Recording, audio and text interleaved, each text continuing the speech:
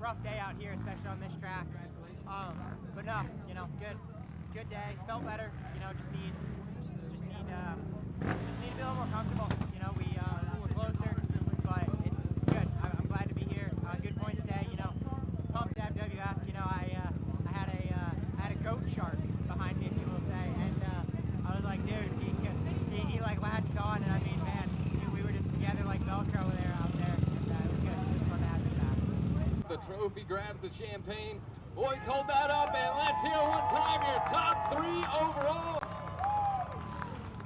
Here from the Wiseco John Penn for 2025 award. And that is to pop some bottles on the GNCC podium. Some champagne showers here at the Wiseco John Penn. Come heavy or don't come at all. You leave your pieces on, that's your call. It never paid to be merciful. Come heavy or don't come at all. Come heavy or don't come at all. Been ever born and watch a better man fall. Come heavy or don't come at all. I will put you down. I will put you down. I will put you down for king and for country. I will put you down. I will put you down. I will put you down. The prayer what you need. You ain't a comrade or friend. Proud, 4 wins in a row. Got the points lead, got momentum on our side, going back to Ohio soil the next round. So everything's all good and feeling good. I'll be the last breath you breathe. I'll be the last man you see. I'm gonna touch you at the knees, boy. Come heavy or don't come at all. I will put you down. I will put you down. I will put you down for king and for country.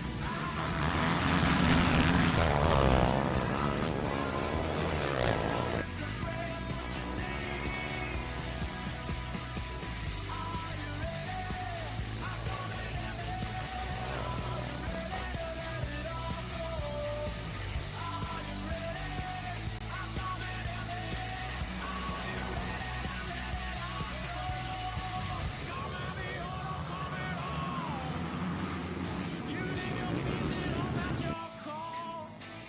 It never meant to be merciful. Come heavy or don't come at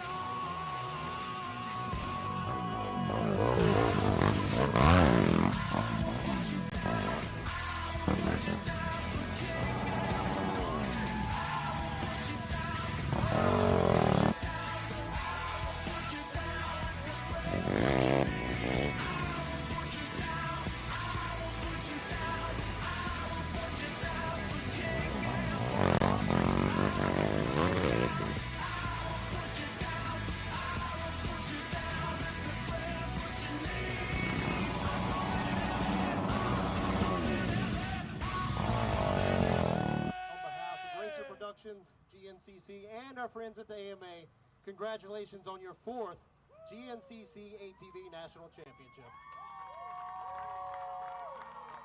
It's official, folks. Let's hear it. The number 1 of Bryson Neal gets the job done in 2025.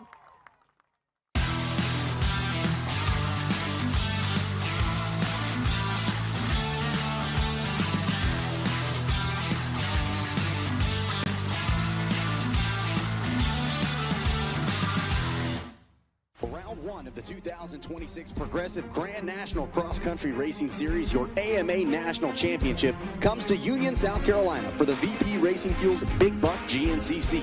Bryson Neal, your reigning XC1 champ, looks to back things up and make it 5 for 5 in 2026. Can he do it? Can he start the season off strong? It's just about time to find out as racing starts right now, live on RacerTV.com.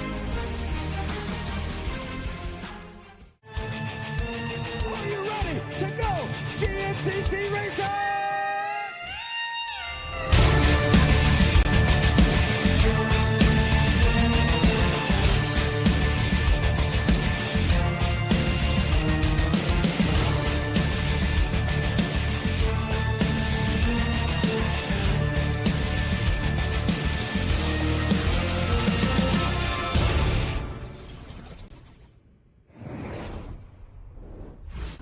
Hello, everyone, and welcome to round one of the 2026 GNCC Racing Series. We're waking up from hibernation. We're wiping stuff out of our eyes, and we're ready to go racing, Johnny. Here we are down in South Carolina for round one of 2026, and the excitement is at an all-time high. It's been a long off-season, although it's only been a few months. A lot of riders doing so much to get ready for the season in both our professional and amateur ranks, and it all come to a culmination here today, Zach. This is probably my favorite round of the entire season because everybody is tied on points. Everybody believes that this is their year. Like you said, it's been a short but long off-season. So many people we've seen headed down south to Florida, doing some testing, trying some different stuff out. And everybody, of course, very positive on social media. The confidence is at an all-time high. Things are working better than they ever have before, and we got to take them for their word. They're saying it looks good, so I'm excited. I think we got a lot of people lined up trying to take some wins away, but the man they're trying to take it away from, Bryson Neal, he's 4 for 4 like a Wendy's combo. It's going to be hard to do because this guy just looks locked in as ever. 4 titles, all the confidence, very dominant in 2025. But like you said, I think the key, and this is a supercross term, flying at the test track. Coming in this weekend, who's flying at the test track? Well, let me tell you who's flying at the test track. Everybody except Bryson Neal. He's been under the radar. Nobody's really talking about him. Obviously a 4-time and defending champion coming in. We know he's got the resume. We know he's got the chops to get the job done.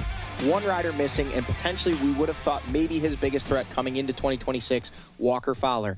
Out for at least the first half of the 2026 season due to a broken back from a very serious practice crash sustained just a few weeks ago. Will not be lining up here today, and again, will be missing the first half of the season. But, Zach, there's still no shortage for talent and drive from the riders that were number 3 on back. You've got Josh Merritt, you've got Hunter Hart, you've got Wyatt Wilkins, Stephen Harrell. I mean, the list goes on and on. And as you're talking about those guys, every one of those guys is just saying, I'm feeling as good as I ever have. We had an opportunity to speak with them yesterday and this morning. They're all amped up, and they're ready to chase down the big number 1 of Bryson Neal, but it's not going to be an easy task. He's got everything rolling in his direction right now, and he's going to be a tough man to beat for sure. Yeah, Walker Fowler, not just a fierce competitor, but a fan favorite and an idol for a lot of these now XC1 racers as well. But unfortunately, Walker, we never want to see anybody get hurt out of this championship, which means it's an opportunity for everybody to potentially move up a spot in the running. 3, 4, and 5 now are 2, 3, and 4. Not to mention, we had a lot of speed at the tail end of the season last year. I think consistency was the big thing missing for a lot of those riders on the back end in the top 5. Can they tighten up those little mistakes? Can they limit those bad races? Because when you're dealing with somebody like Bryson Neal, a bad race is maybe 3rd place. And so they're going to have to be not only on top of their game, they're going to have to do it every single round of the season. Absolutely. I mean, Bryson Neal sets the bar so high for these guys to challenge him for a race win, let alone a championship. We're going to have to see one of these riders step up for sure. And I could see so many of these riders that we've already mentioned, and there's so many more. I mean, you run down the list in that XC1 class, Jay Shadron, Chris Borge, a former 6-time champion in his own right. I mean, Jared McClure, the list just goes on and on and on of guys that can come out there, mix it up, and potentially get a win. And the battles don't stop there. We go back into that XC2 class. Missing from that XC2 class this year, Alex Tiemann not returning. He actually advanced himself to where he would have to run the XC1 class. Word on the street so far, he is not planning on running the full 2026 series, but that leaves Braxton Gross kind of the heir apparent for that class, but there's so many other riders, young riders, that are going to be looking to work their way up and battle Braxton, battle any of those riders in that XC2 class for wins there, and it's going to be exciting action, and I can't wait to get it all started. Well, you don't have to wait any longer, Johnny. It's just about time to go racing and throw the green flag. We're going to take a quick commercial break, and when we come back, we will officially kick off the 2026 GNCC racing season. We'll be right back.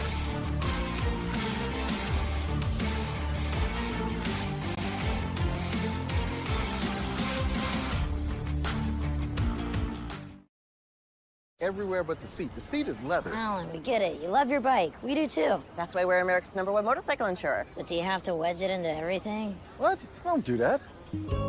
This reminds me of my bike. The wolf was about the size of my new motorcycle. Have you seen it, by the way? Happy birthday, Grandma! Really? Look how the brushstrokes follow the line of the gas tank. Hey! Hey! Brought my +1. Jamie. Progressive GNCC Racing is brought to you by Progressive. Progressive could save you hundreds of dollars on your automobile and motorcycle insurance. Specialized E-Turbo bicycles. It's you, only faster. Rocky Mountain ATVNC.com. Get ready. We are doing it.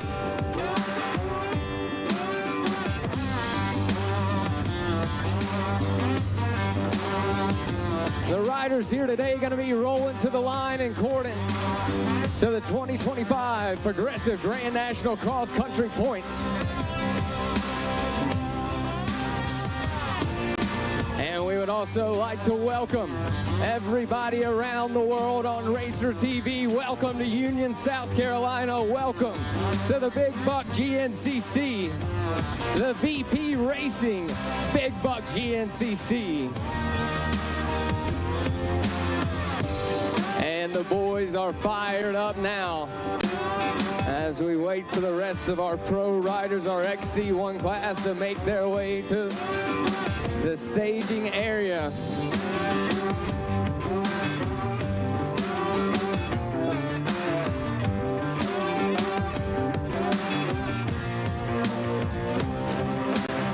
And like I said, only the best of the best get to line up on the front row of a GNCC. And it is just about time to meet them now.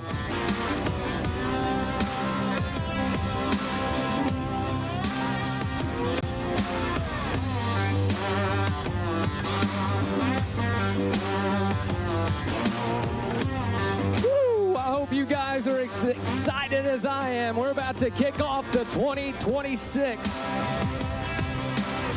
GNCC season, the Progressive Grand National Cross Country Championship.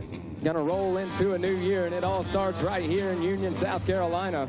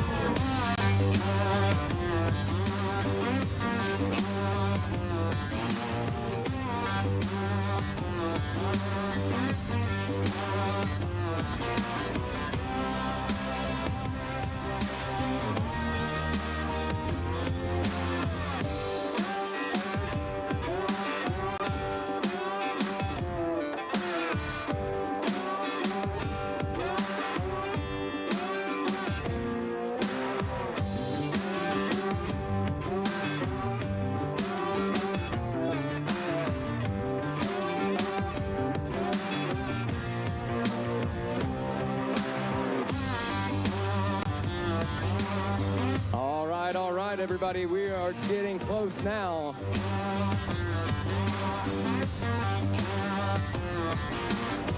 As the boys make their way to the staging area.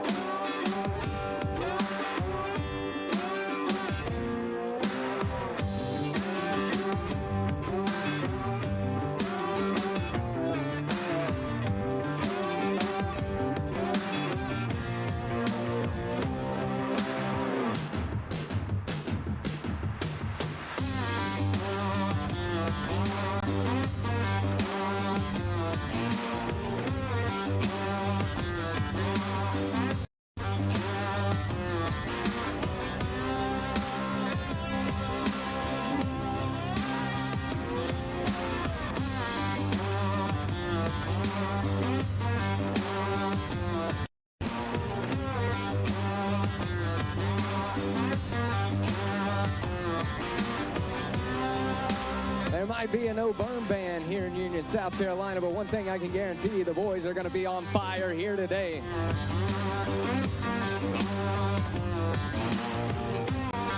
For all of you watching on Racer TV, just a couple more minutes. Let's do it, Griff.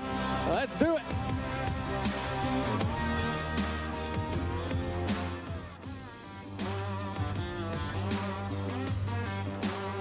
And here we go, everybody. The moment we've all been waiting for. It is just about time to introduce to you your starting row, your XC1 Pro class here for 2026.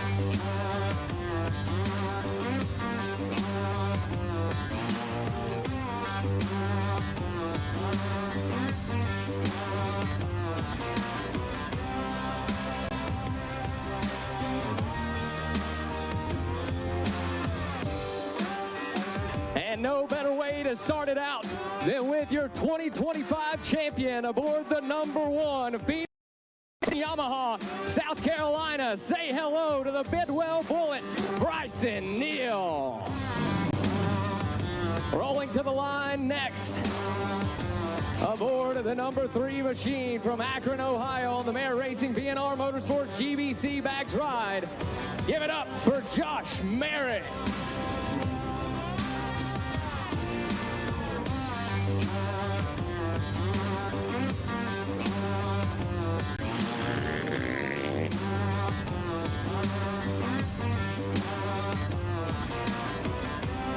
Rolling to the line next on the 318 HHR Fly Racing Quad Tech Yamaha from Newfield, New York. Let's hear it for Hunter Hart. Rolling to the line next, aboard the #5 machine from Hillsboro, Ohio on the Stewart Boys Racing Kenda and Pierce Performance Back Ride. Let's hear it for Wyatt Wilkin.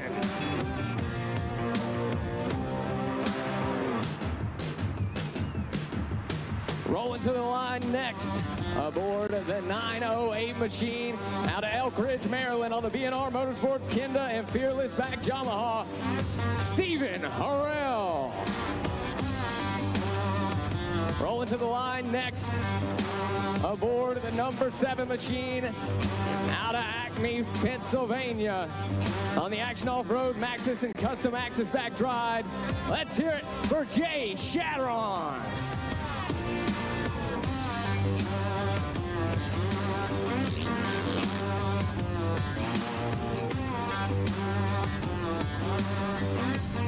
And rolling to the line next aboard the #9 machine.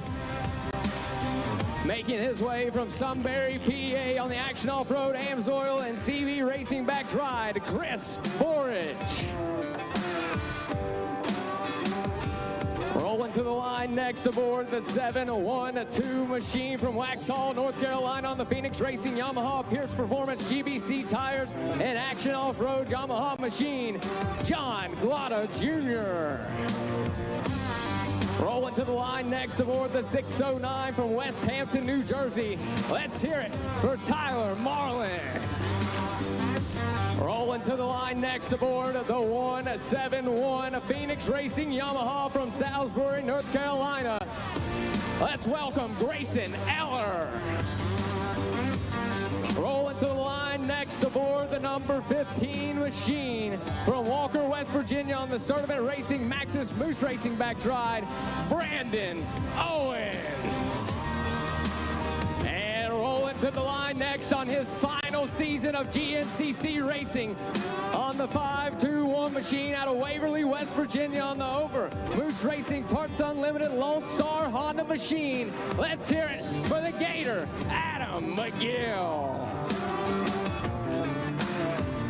And that, my friends, is your starting lineup here at the VP Racing Big Buck GNCC.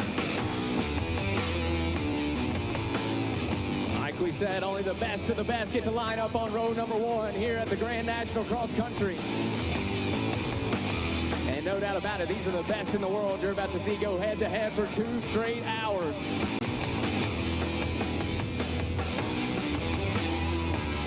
And at this time, this is when we like to ask DJ Judd, remove the meat.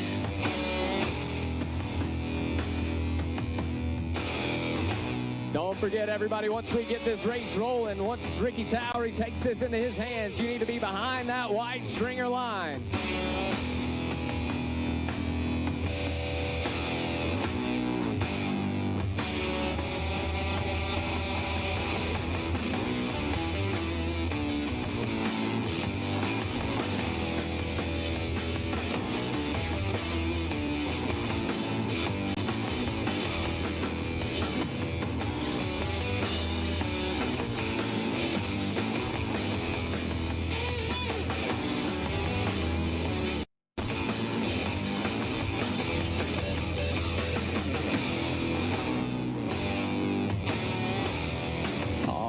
Everybody, we are just about ready to start out the 2026 season.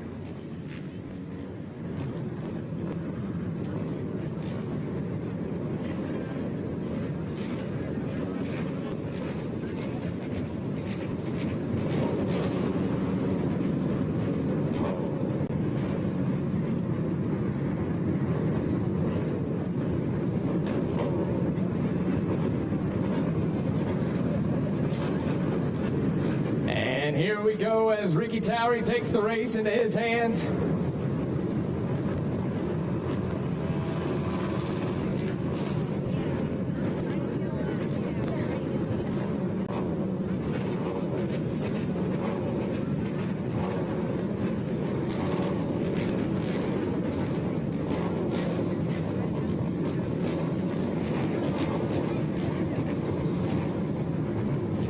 And the blue flag waves, shut them down, shut them down, shut them down.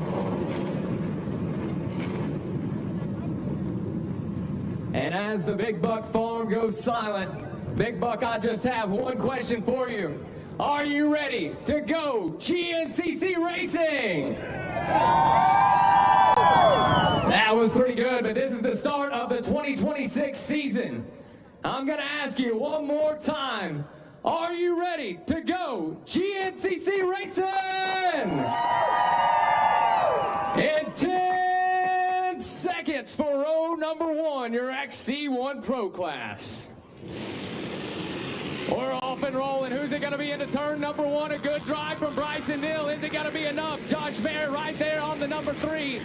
But the Bidwell Bullet is going to start on top. Here we go, row number 2, the XC2, shut them down, shut them down, shut them down.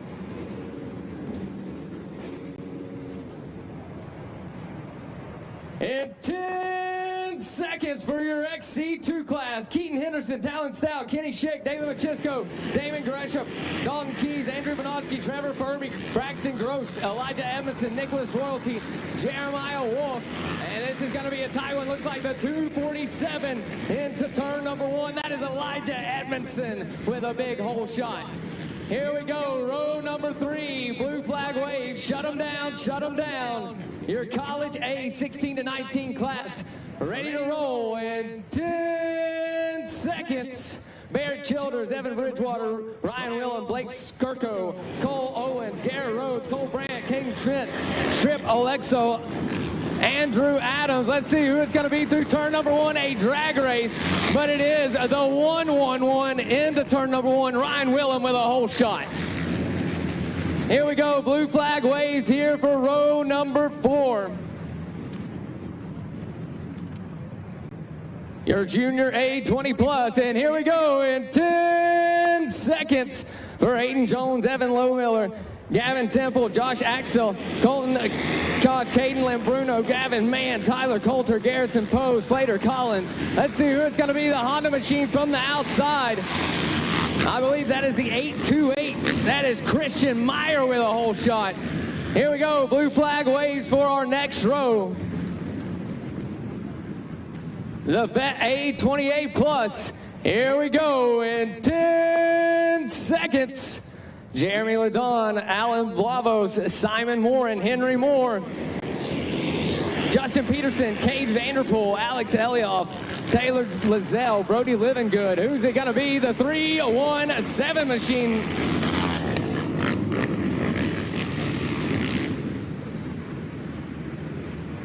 Here we go, blue flag waves for our senior A class. And we are going to be ready to roll in 10 seconds. Dirk Desari, Matthew Hartwell, Jeffrey Pickens, Ben Dunlap, Zachary Phillips, Chris Conklin, Dustin Hendershot, and Fred Marley. Who is it going to be through turn number 1? A little bit of bumping and banging. And it looks like the Honda machine going to grab it. Here we go, College B. In 10 seconds, Trip Marino, Brady Shepard, Zaid Kyle, Corbin Neal, Hayden Perry, Cooper Kasler, Branson Powell, Pennell, John Hancock, Ethan Bridgewater, Austin Harshbarger, Connor Humphrey, Eli Edgar, Braden Tony, Ryder Money, Austin Wilson, Grady Hurst, and Jasper Schaefer. And here we go, 3 more rows to go. Up next, your junior B 19 plus, ready to roll in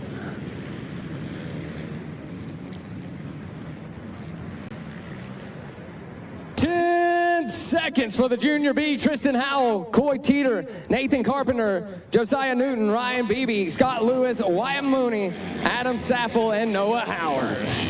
Let's see who it's going to be through turn number 1. And a fist in the air for the 587 machine. That is Adam Saffel getting it done. Here we go. Blue flag waves. That B28 plus. Ready to go in 10 seconds. Tyler Miller, Frederick Harder, Clint Watson, Kyle Patton, Joe Rutherford, Levi Wilcox, Dylan Klein, and Joshua Wine. Who is it going to be from the inside? That is the 613. That is Levi Wilcox. And here we go, our final row, the Senior B 40 plus. Mikey Waynes, this is for you. Here we go, 10 seconds for your Senior B 40 plus. Aaron Delancey, Nicholas Ringer, Ricky Lewis, Joe DeHart, Robert Perry, Stephen Charbonneau, Jeffrey Kuhn, Dustin Barger, and Jamie Bonner. And the 329 with a great drive. And there it is, folks. We are off and rolling here with round number 1. We're going to throw it to a break, and we'll be right back with more action from the VP Racing Big Buck GNCC.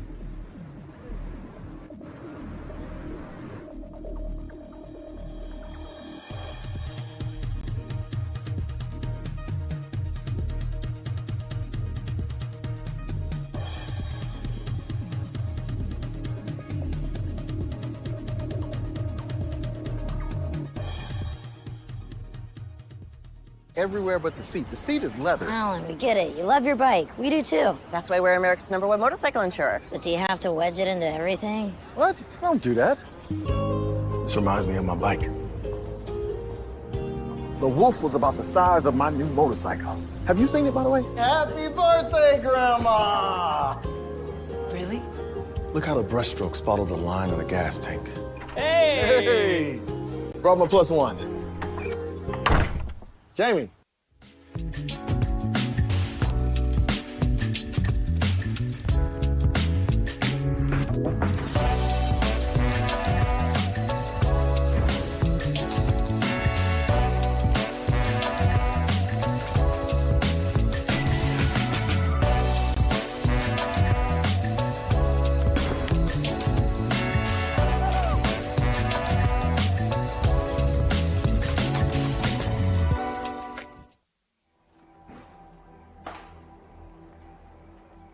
Every generation believes they've invented the best way. With age comes wisdom. We've come to realize that every piece of knowledge is learned, passed down from those generous and patient enough to teach.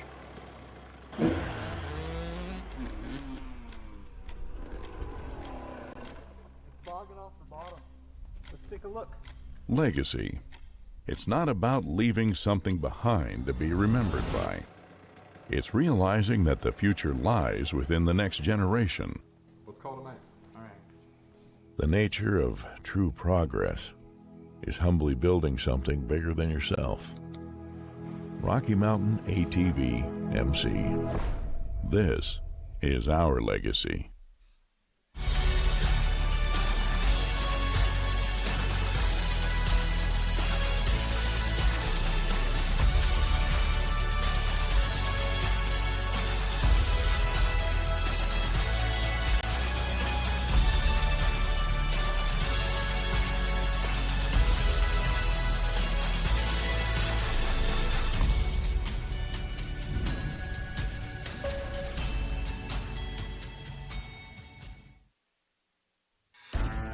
Progressive GNCC Racing is brought to you by Progressive.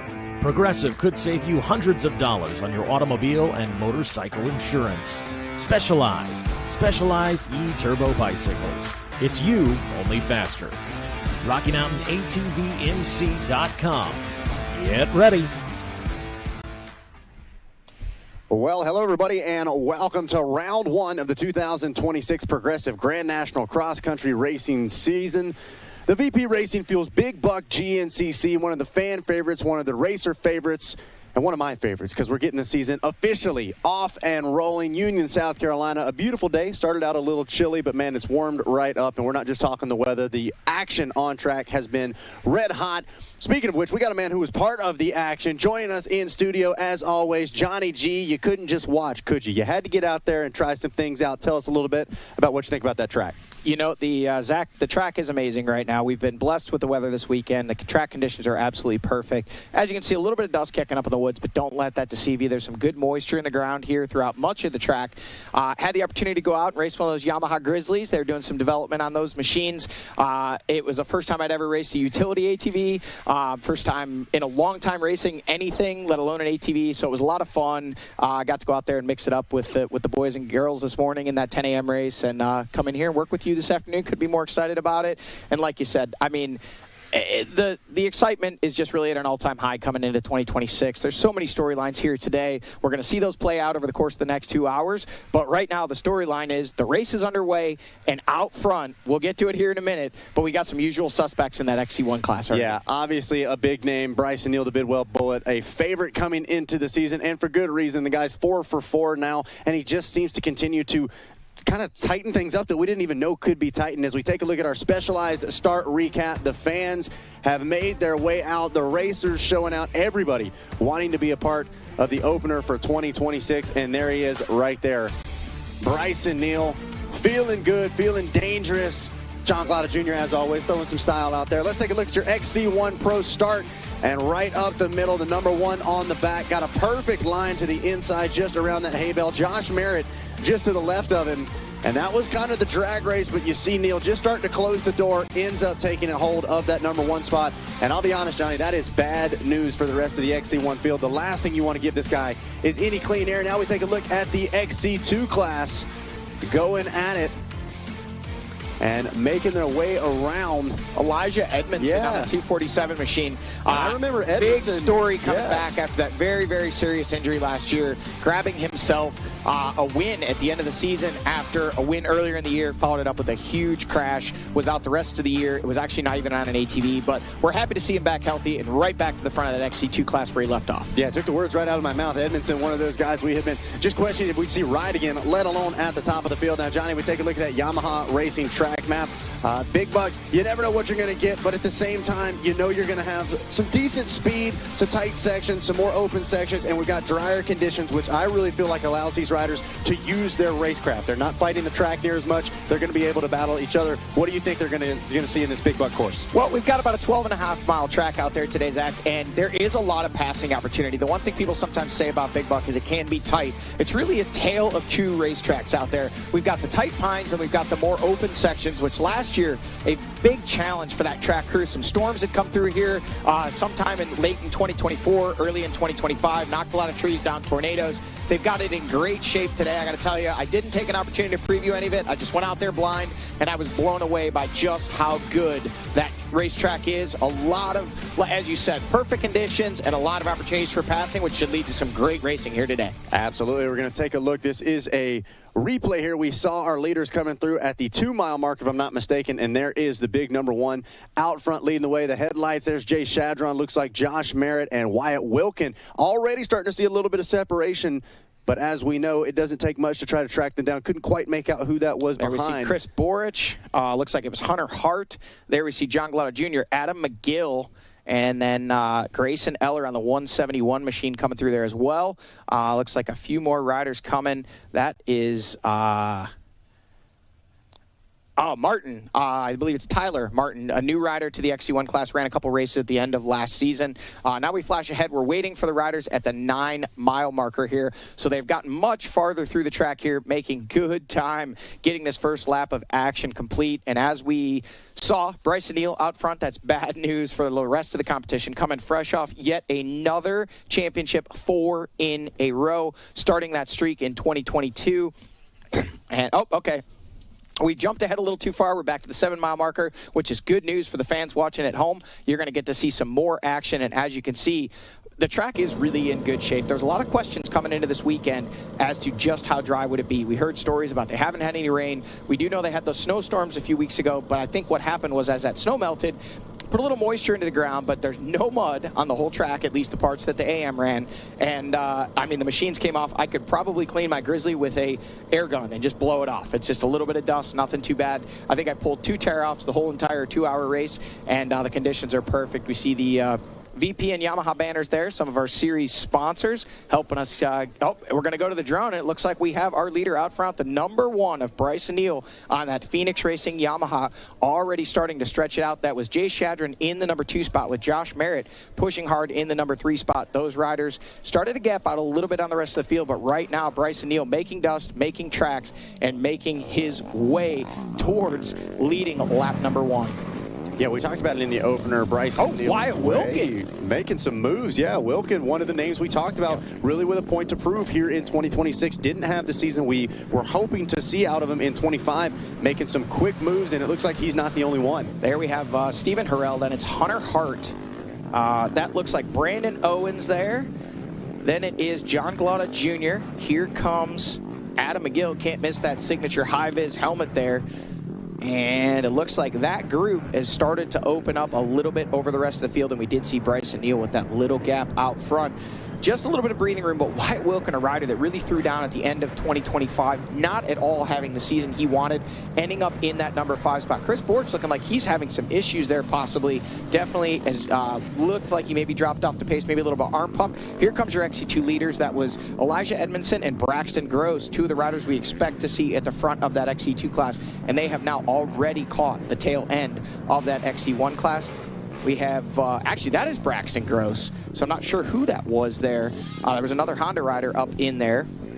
Must have been someone else out of the XC2, so I misidentified him there. Eagle Eyes, got to get him warmed up, man. You know, it takes a little bit here coming into the season. I'm getting a little older. The vision isn't what it used to be. Hey, that's what it's all about. Now, one of the things that sticks out to me, Johnny, you can kind of see right in the center. Well, now we zoom in, couldn't see it. There's some rocks out here in Union, South Carolina that can reach up and grab you, even on the 4-wheel side of things. So, might be smooth, might be dusty in some spots, but man, there's still some things that'll reach up and grab you if you're not paying attention. Absolutely. The track has a lot of obstacles that will reach up, grab those sidewalls, potentially damage a tire, or just rip the handlebars out of your head. And we did see Kenny Schick and Talon Stout, new to that XC2 class, one of our often top amateurs last year, coming out of that College A class, now up into that XC2 class and making waves early inside the top 5. Here comes some more of the front runners in that XC2 class. That look like Keaton Henderson there. There we see Jeremiah Wolf, a rider we expect to be near the front there as well. Looked like we did see Logan Steele come through. All riders with previous podium finishes in that XC2 class running up front here early in lap number 1, or well into lap number 1. They've just passed the halfway point and working their way towards what will be a green flag waving in the hands of Ricky Towery, letting him know that racing is continuing, and they will most likely, we'll see, but I'm expecting probably the pace that they're going to put down is going to be very close between a 4 and a 5 lap race. We obviously saw a 5 lap race for the morning.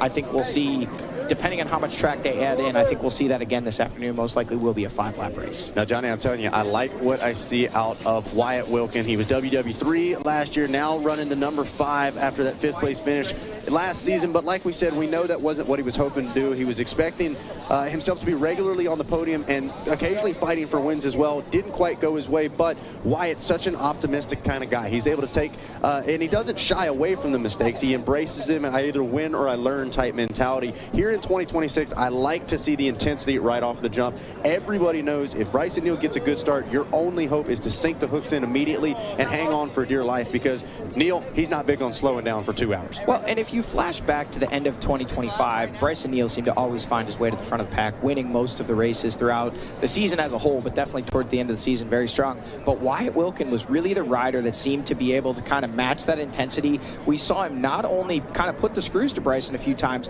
but come through the pack and do it. He would start in the back. He just wasn't getting good starts last year. But this is definitely a much better start to the 2026 season for Wyatt Wilkin. Flashback 1 year ago, a DNF here at round 1, and that really kind of set the tone for Wyatt, especially early in the season. He kind of got things together later in the season, but coming in with the number 5 this year, last year that number 3, maybe that number was a little heavy for him, you know, coming in as only a few years in the class. It was a big adjustment for him, but he was able to kind of get things on track towards the end of the season, and we'll see if he's able to track down the big number 1 out front. But clear air for Bryson Neal.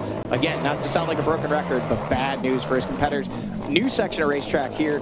That is our famed Big Buck Hill climb there, and Bryson Neal right up it with no issues at all. We'll see how long we have to wait to see the number 5 of Wyatt Wilkin coming through the number 2 spot. Now, one of the big things that you said that I really like, Johnny, is you talk about momentum you can gain here at round 1. It's cliche to say at this point, but you can't win the title here today. But you can certainly set yourself up to make it very difficult to win, and sometimes even throw the championship away right here at round 1. So we're going to see these guys kind of find that balance point. There's also a little bit of a chip on the shoulder, a point to prove, hey, I've put in time on the offseason. Everybody wants to come out swinging and maybe see if they can get in the heads of their competition as well. Like I said last year, I don't think Wyatt Wilkins the only one that wants to shake the 2025 season off. They want to kind of put it behind them and say, hey, 2026, new me, new year.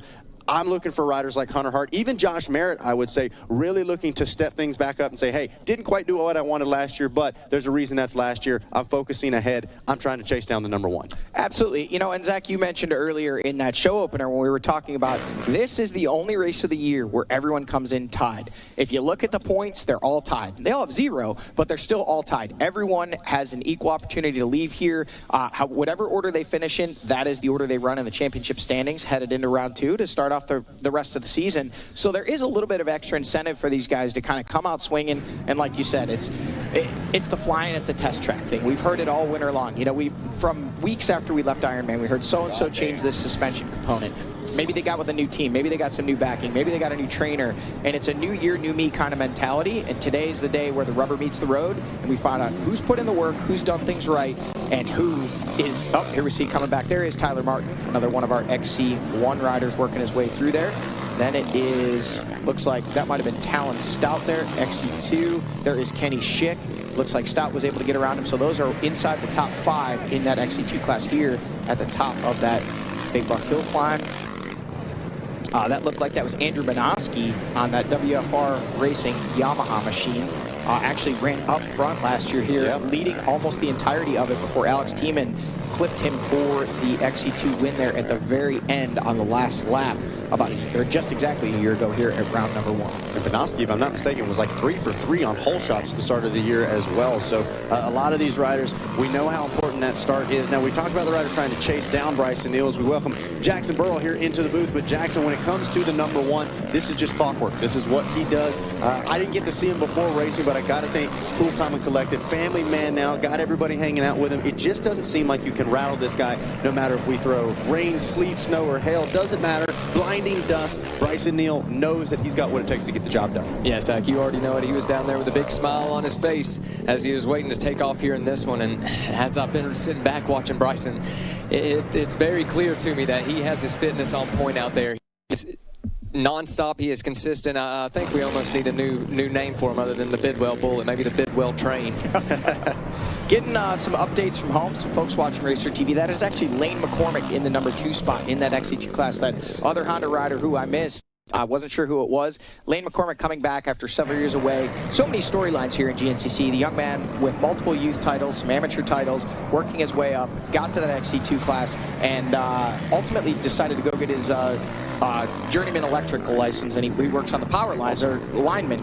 Bowles has got his career established, did a few races, or one race, I think, at the end of last year. Actually in a podium position throughout the whole of it, came back. His hands were absolutely shredded, and if you follow him on social media, he has been a man on a mission all winter, running in the 8-10 inches of snow up in Pennsylvania.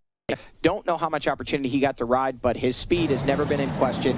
Always been a strong performer here in GNCC, running in the number 2 spot, putting heavy pressure on Elijah Edmondson, who was your whole shot winner and leading the way. So those two are starting to pull away. Braxton Gross sitting back there, looks like in that number 3 spot. So that's the tail of XC2. The tail of XC1, the Bidwell Bullet, the Bidwell Train, call them whatever you want. But the big number 1, and Bryson Neal out front leading the way. We do not see Wyatt Wilkin in this camera shot. So right now, Bryson Neal is setting a pace that is just too fast for the competition to match.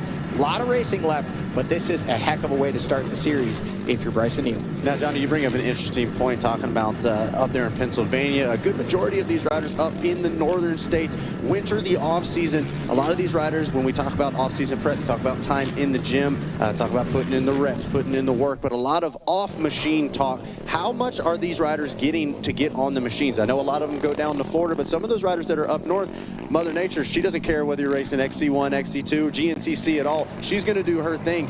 how much of a confidence boost is it for some of these riders that maybe were able to go south and spend more time, as we see the number 5 taking some alternate lines, getting creative out there as well, compared to the riders that maybe had to put more time in the gym as compared to on the machine? Looks like Josh Merritt has actually gotten around Jay Shadron there for that number 3 spot. Then here comes Harrell, and Hunter Hart still putting the pressure on Brandon Owens there as well, and John Glaude Jr. But to your point there, Zach, yeah, I think one of the riders that doesn't get a lot of that seat time, at least that we see now to big social media, the guy out front, Bryson Neal. He's got a little secret spot that he rides in Ohio that's a sand pit. But other than that, you know, he came down, did some photo shoots. Again, he doesn't really talk a lot about what he's doing. He's pretty quiet. But I know he does not come down to Florida. He did many years ago and said he just prefers being home with the family. You know, his fitness, he's got that program in the gym. You can look at him. He looks like a Greek god. I mean, there's not an ounce of body fat on that man. He absolutely is a machine, and he gets the seat time in somewhere. He keeps it to himself, but I don't think he had a whole lot of off-season riding given the conditions up there. I mean, all the snow, you know, he maybe would be lacking a little bit of seat time. Most of the rest of the guys in that XC1 class have been down in Florida, or at least somewhere south. I know John Glaude Jr. had a bunch of the riders at his place there in North Carolina. Here we see Grayson Eller has now gotten around Chris Borge, and here comes the train in that XC2 class. Elijah Edmondson out front, Lane McCormick in the number 2 spot, and Braxton Gross in the number 3 spot has made up the gap, and those guys have, again, caught the tail end of that XC1 class already. So as far as the fitness, I think everyone's been doing the work in the offseason. All these guys are professional athletes. You know, you can take a look at them and see that they're fit. The question is, how does that translate to bike fitness? I don't know that you ever really have to question that with Bryson Neal. He has an established program. He knows what he needs to do. But I think the rest of these guys, they're going to kind of race their way into shape as far as bike fitness if they didn't have the opportunity to be down in Florida training. Well, go ahead, Jack. Does Bryson Neal still have that sand track that we're talking about? I know there was an incident last year. I don't know how much we want to talk about that. No, I don't mean the incident, but I think he kind of tries to keep it secret, and that was kind of the issue last year. Too many people. We're not saying where it is, but somewhere in the Northeast. Okay, so we still think he has it. I think he's still riding there or somewhere like that, from what I've heard. Josh Merritt dropping back there, losing a bunch of positions. Looked like the way he came around that corner may have possibly been even in the pits, possibly goggles, something, maybe relaying a message to the team there, but he dropped about 4 positions there coming through that pro row section of racetrack there, and a little bit further back it was Josh Merritt than we had seen him last. There is his mechanic Mark Notman. Looks like he's picking up the phone, so maybe some issues or some information to relay from the number 3 machine of Josh Merritt as he lost a few positions in just about a mile of racetrack there. Now we bring up some of the differences between the way these riders prepare for a season as well.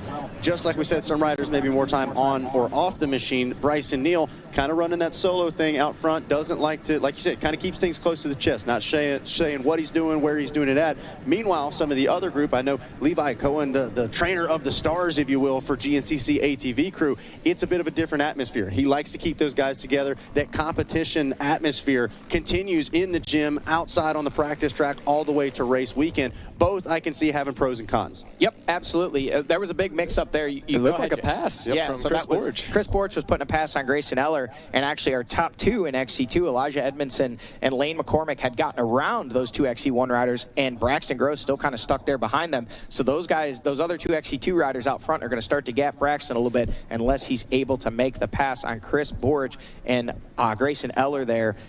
Those 2 XC1 riders in front of me. You see a lot of communication going on in the pits. A lot of this is, these guys are just as hyped up as the riders themselves are. They've put in a lot of work in this offseason, getting the machines ready. That's actually Brad Whitehead right there. He is building and maintaining those machines for Lane McCormick, so he looks pretty excited. A longtime GNCC racer himself. There is Talon Stout, so it looks he's now up to 4th in that XC2 class, and just behind him is the 27 of Kenny Schick, rounding out your top 5 in XC2. But, you know, these crews, they put in so much work in the offseason. They're there with the riders day in and day out, monitoring their training, helping them work on the machines, and now they finally get to see all their hard work get put to the test. And Bryson Neal, with that white flag waving in the hands, or sorry, yellow flag waving in the hands. I'm colorblind. Did I mention that? I guess he is telling the truth, Jack. Oh, yeah. It's not a white flag yet. But Bryson Neal, 1 lap complete, leading the way. We'll see what the gap is. We will hit refresh, refresh, refresh. No Wyatt Wilkin just yet, but he did not look to be too far behind. There is Jay Shadron now with pressure from Hunter Hart. So a big shakeup there. and still not seeing second. I was going to say, did Wilkin come through? I'm not seeing him. So potentially issues for Wyatt Wilkin. We don't want to panic yet. Sometimes scoring can be a little laggy, but Hunter Hart looking very racy. He is right to the rear wheels.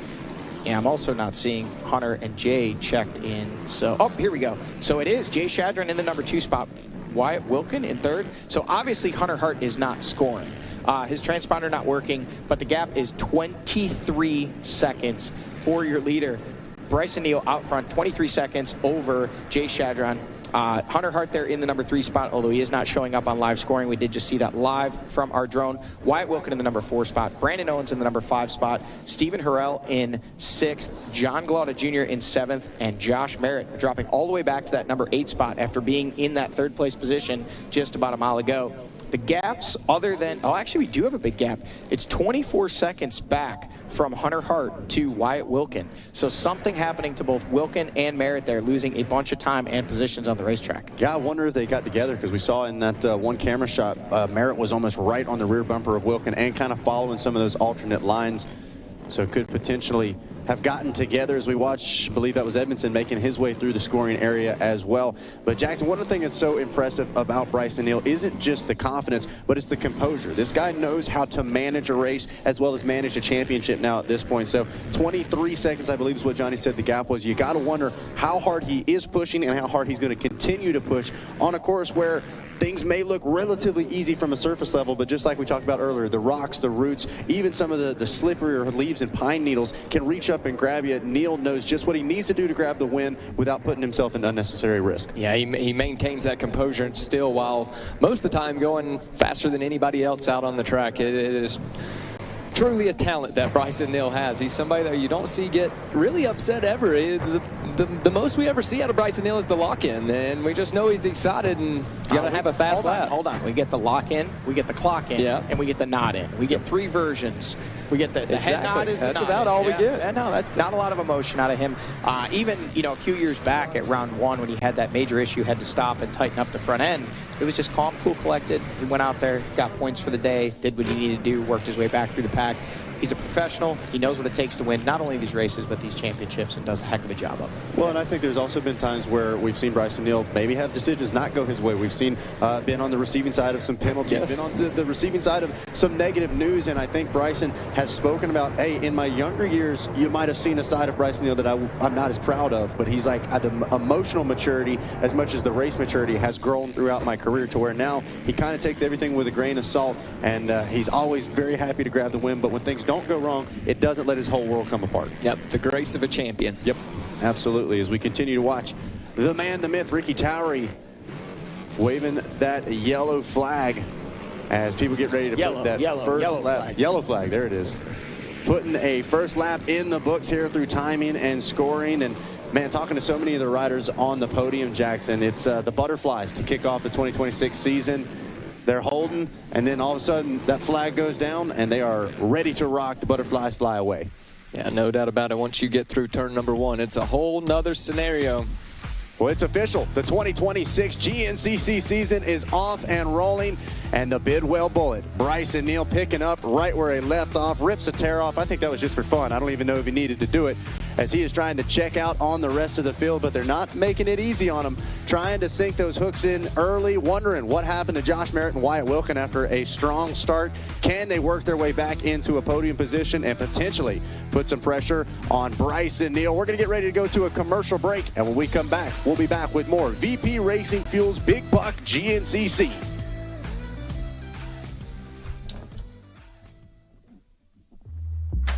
Whatever you drive, however you drive. AMSOIL specially engineers lubricants to maximize power, performance, and protection in your vehicles, so you can work hard and play hard with confidence.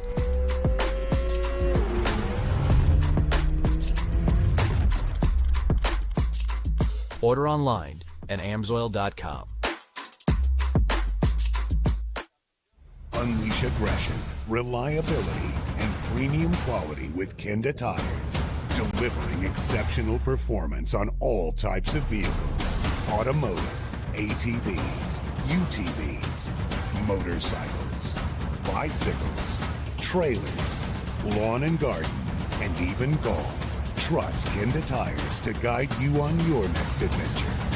Kenda, designed for your journey.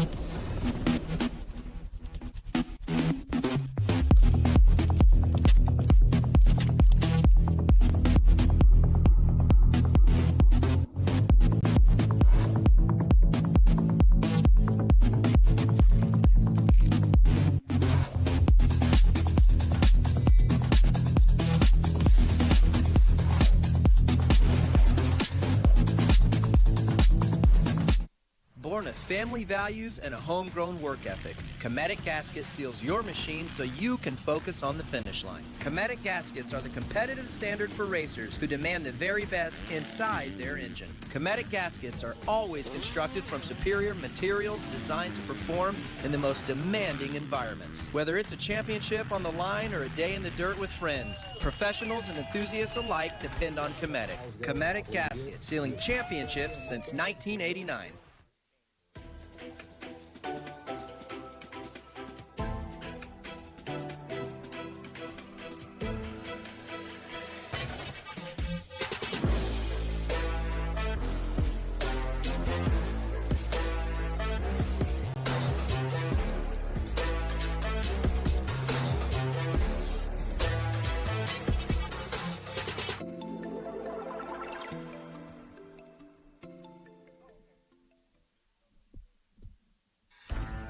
Progressive GNCC Racing is brought to you by Progressive.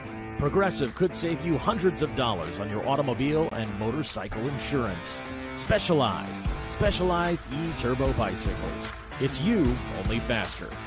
Rocky Mountain ATVMC.com. Get ready. Once again, hello everyone, and welcome back to the opening round of the 2026 GNCC racing season. The VP Racing Fuels Big Buck GNCC here in Union, South Carolina. And out front, the big number one of Bryson Neal, hanging out here at the 2-mile mark, seeing some of those pine needles and some of the roots we were talking about. These are going to be some of the obstacles the riders are going to be facing. It's not quite as easy as they make it look, as a couple of our riders making their way through. We've got some big stars out on the track, Jackson, but we've got some awesome guests here in the Racer TV truck as well. Yeah, Zach, we have Scott from First Frontier Appalachian Trails here with us. Scott, how's it going, man? It's going great. Really good to be here today. Yeah, glad to have you out here. I know you got some exciting things coming up with GNCC here in just a few months. We do. We're very proud to be a part of bringing the GNCC back to Kentucky.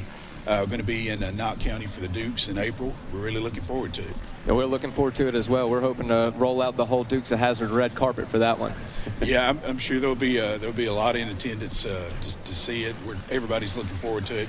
Getting a lot of traction around home. You know, people talking about it. It's going to be an exciting event. No doubt. What have you thought about Big Buck so far? It's really cool. First time I've ever been to one of these, and it's awesome. Ready to bring it back to Kentucky? Turnout was great. We hope we can at least try to match this, a little bit of the energy. I'm sure we're going to come close. Now, as far as what you guys do to set up for an event like GNCC, is there anything different than your normal day-to-day? Are we preparing things a little different, or is that kind of what we're doing out here, is sightseeing and trying to get some things figured out to get our ducks in a row? That is exactly what we're doing. We're just here trying to scout, checking on the safety protocols, things of that nature. The camping, the turnout, as I mentioned, is tremendous. Just the number of people here in general, it's great to see. Now, absolutely. I know a lot of people have been talking about it when they finally did release where we were going to be going. So many people excited, not just on the GNCC circuit, but a lot of local Kentuckians as well, saying, man, so great to be back and so great to have GNCC in an event like this. Sounds like, do you guys have some other racing that goes on that property? There has been some to this point, but this is really going to be the first big event like this that's ever been there. That's what I was going to say. It sounds like this is the first time this kind of a level thing. So exciting, and it got to be exciting for you guys as well to kind of see what this thing is able to do on the biggest off-road racing scale there is. It is. It's great. The opportunity, opportunity came for us to be a part of this, and we just jumped at it. A lot of cooperation from the Knott County Fiscal Court. We've had a lot of help from Eric over the back roads of Appalachia. I've got a lot of friends that are old dirt bike riders, and they've all been calling me since they've seen this get out there. Hey, that's what it's all about. Now let's talk. We've just had our leader on screen. We're watching some of the racing. What are we? Are we a quad guy? Are we a bike guy? What's our personal favorite? For me, I almost hate to say it, but it's pretty much quads for me.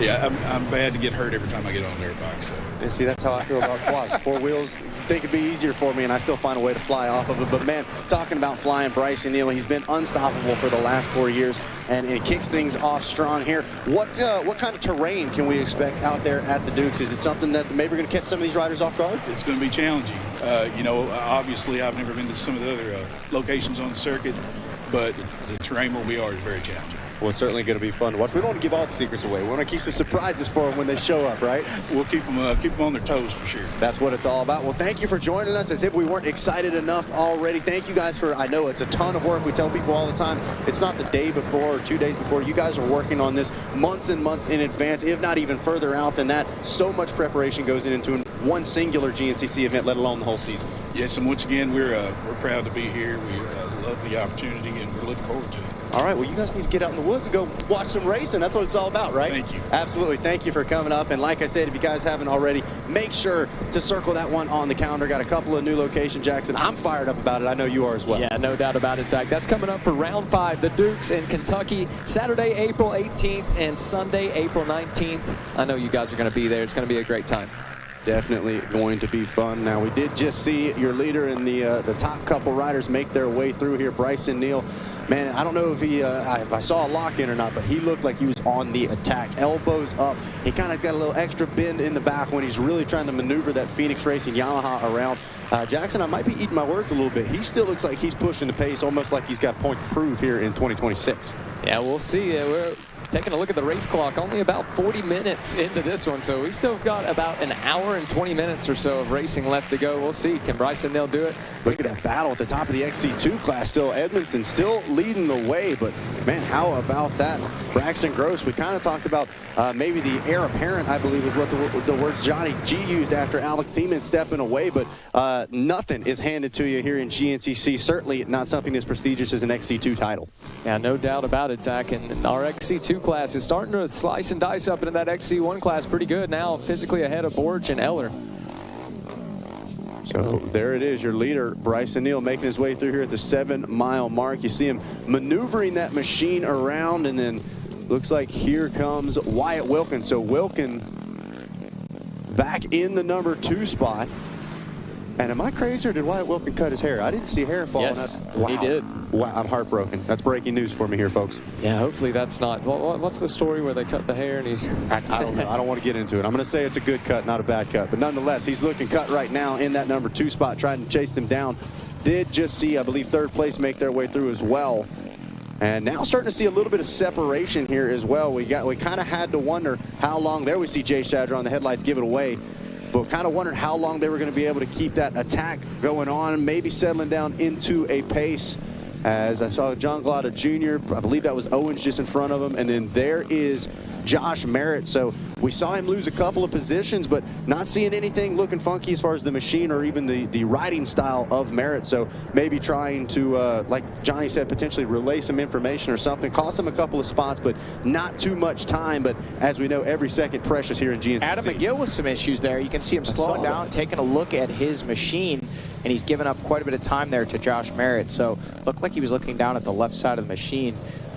Could be potentially something with the shifter. Almost looked like he was looking at the rear end of the machine, tire, wheel, swing arm, something like that. But sometimes you just hear those phantom noises that goes through the machine. Round 1, get those jitters. Looks like he's back underway and back on the gas. We'll be waiting and watching for the leaders of that XC2 class. Elijah Edmondson leading the way. Lane McCormick just behind him there on that number 512 machine. Actually not seeing the 223 of Braxton Gross in the running order, so we'll keep an eye and see. A lot of times those Honda machines, for some reason, their electrical system does mess with our scoring, so they have to put them in manually, and that may be part of what we're seeing. But we'll we just saw them in our last camera shot. Okay. They still look like the 3 were hanging out, battling it out there. Edmondson, maybe just a little bit of breathing room, but right now, still great overhead drone shots from our Yamaha Racing Live drone. The man, Gabe Scholl, back on the controls. And helping us follow along here is so fun to watch Bryson Neal just dance around. You see him take these split seconds to check up, taking some different lines. And to Johnny's point earlier, really seeing those variants in lines as well. We heard our trail bosses earlier today say, hey, you guys been talking about it. We made it happen. We opened it up. I don't want to hear any complaining about passing because the lines are there. It's just up to you to find them and make them work. We're seeing it. We've been seeing it all day as well. Guys, got a update from out on the racetrack. Levi Cohen, trainer of the Stars, Josh Merritt, Wyatt Wilkin, says Josh Merritt came in, relayed that he had crashed and had bent the axle. So essentially what that means, he's going to have one side or the other where the wheel's going to be hopping up and down. At the pace he's riding, it must be manageable. Sometimes we can see those axles bend so badly that the machine it vibrates so badly it's almost unrideable. Obviously, Josh, whether it be a crash or connecting with the tree that caused the crash, something bending that axle. But the fact that he is back up to race pace and making some passes shows that he's still got a lot of fight left, but that does explain the drop of about 5 positions and the time that he did lose. We do see Wyatt Wilkin in the number 2 spot. Is he still? It looked like it when they came through. Right. Yep. I didn't know he cut his hair. I thought it was an imposter. Yeah, we saw him at the banquet. He had cut his hair there, just looking like a fresh new man. One of the things he was concerned about, he was wondering if potentially the speed was in the hair.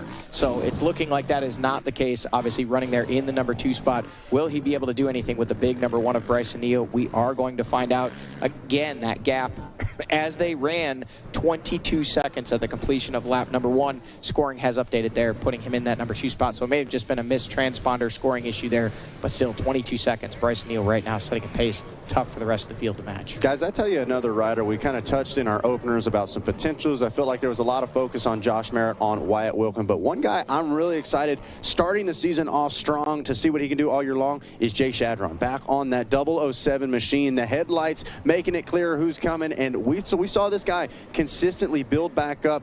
He was another one with some question marks surrounding his future with GNCC Racing, as there is Wyatt Wilkin in that number 2 spot. But, man, I think he's put all those questions to rest, Johnny. He's not just here to take part. He's here to try to take over, as there he is trying to chase down Wyatt Wilkin. Interesting to see. There was a lot of pressure coming from Hunter Hart in that previous camera shot, and it looks like now that is Brandon Owens, unless we missed Hunter Hart, which I don't think we did. So Hunter Hart has dropped back. Brandon Owens now up into that number 4 spot. Jay Shadron in the number 3 spot, and here comes, that is Hunter Hart. So back to the number 5 spot. Some time lost and a couple positions there. He was up pushing on the back of Jay Shadron, and now he has dropped back just a little bit there. Unless, I wonder if we got Hart and Shadron confused, because I remember we're both running a lot of yellow, so that could be. We'll wait for our next camera shot to confirm. We did see it look like John Galata Jr. and Josh Merritt coming through there as well, just behind. Judging by the camelback, I think that might have been Shadron that just came through, so it was Hart further up, so he may be now up into the number 3 spot, potentially gotten his way around Jay Shadron. We'll wait till our next camera shot to confirm, but I think that may be the case. Well, and that would make sense, too. You talked about the pace Hart was pushing. He looked like he was ripping. And now trying to track down Wyatt Wilkin as well, as that gap has started to shrink. So Hunter Hart definitely carrying a bit of a chip on the shoulder into the 26th season, and he's trying to chase down the number 5 of Wyatt Wilkin.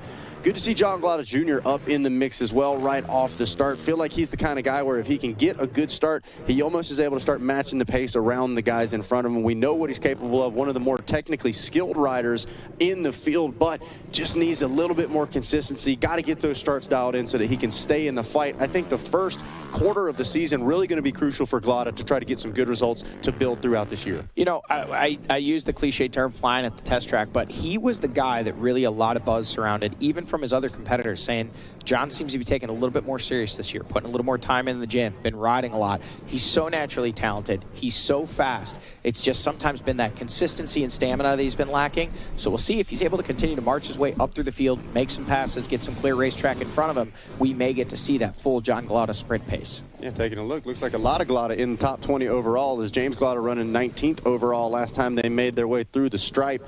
And little brother Landon with the 5th overall in the morning race. First race on that in that youth class on those new 400cc machines. So he was absolutely ripping out there. I think we had another one of those on the podium. Stetson Owens, I think, made the overall podium. That's pretty cool. Yep, Stetson Owens had a great battle in our 4x4 Pro and WXC classes earlier today. Brandon Frazier and Chloe Harper grabbing the win in those classes.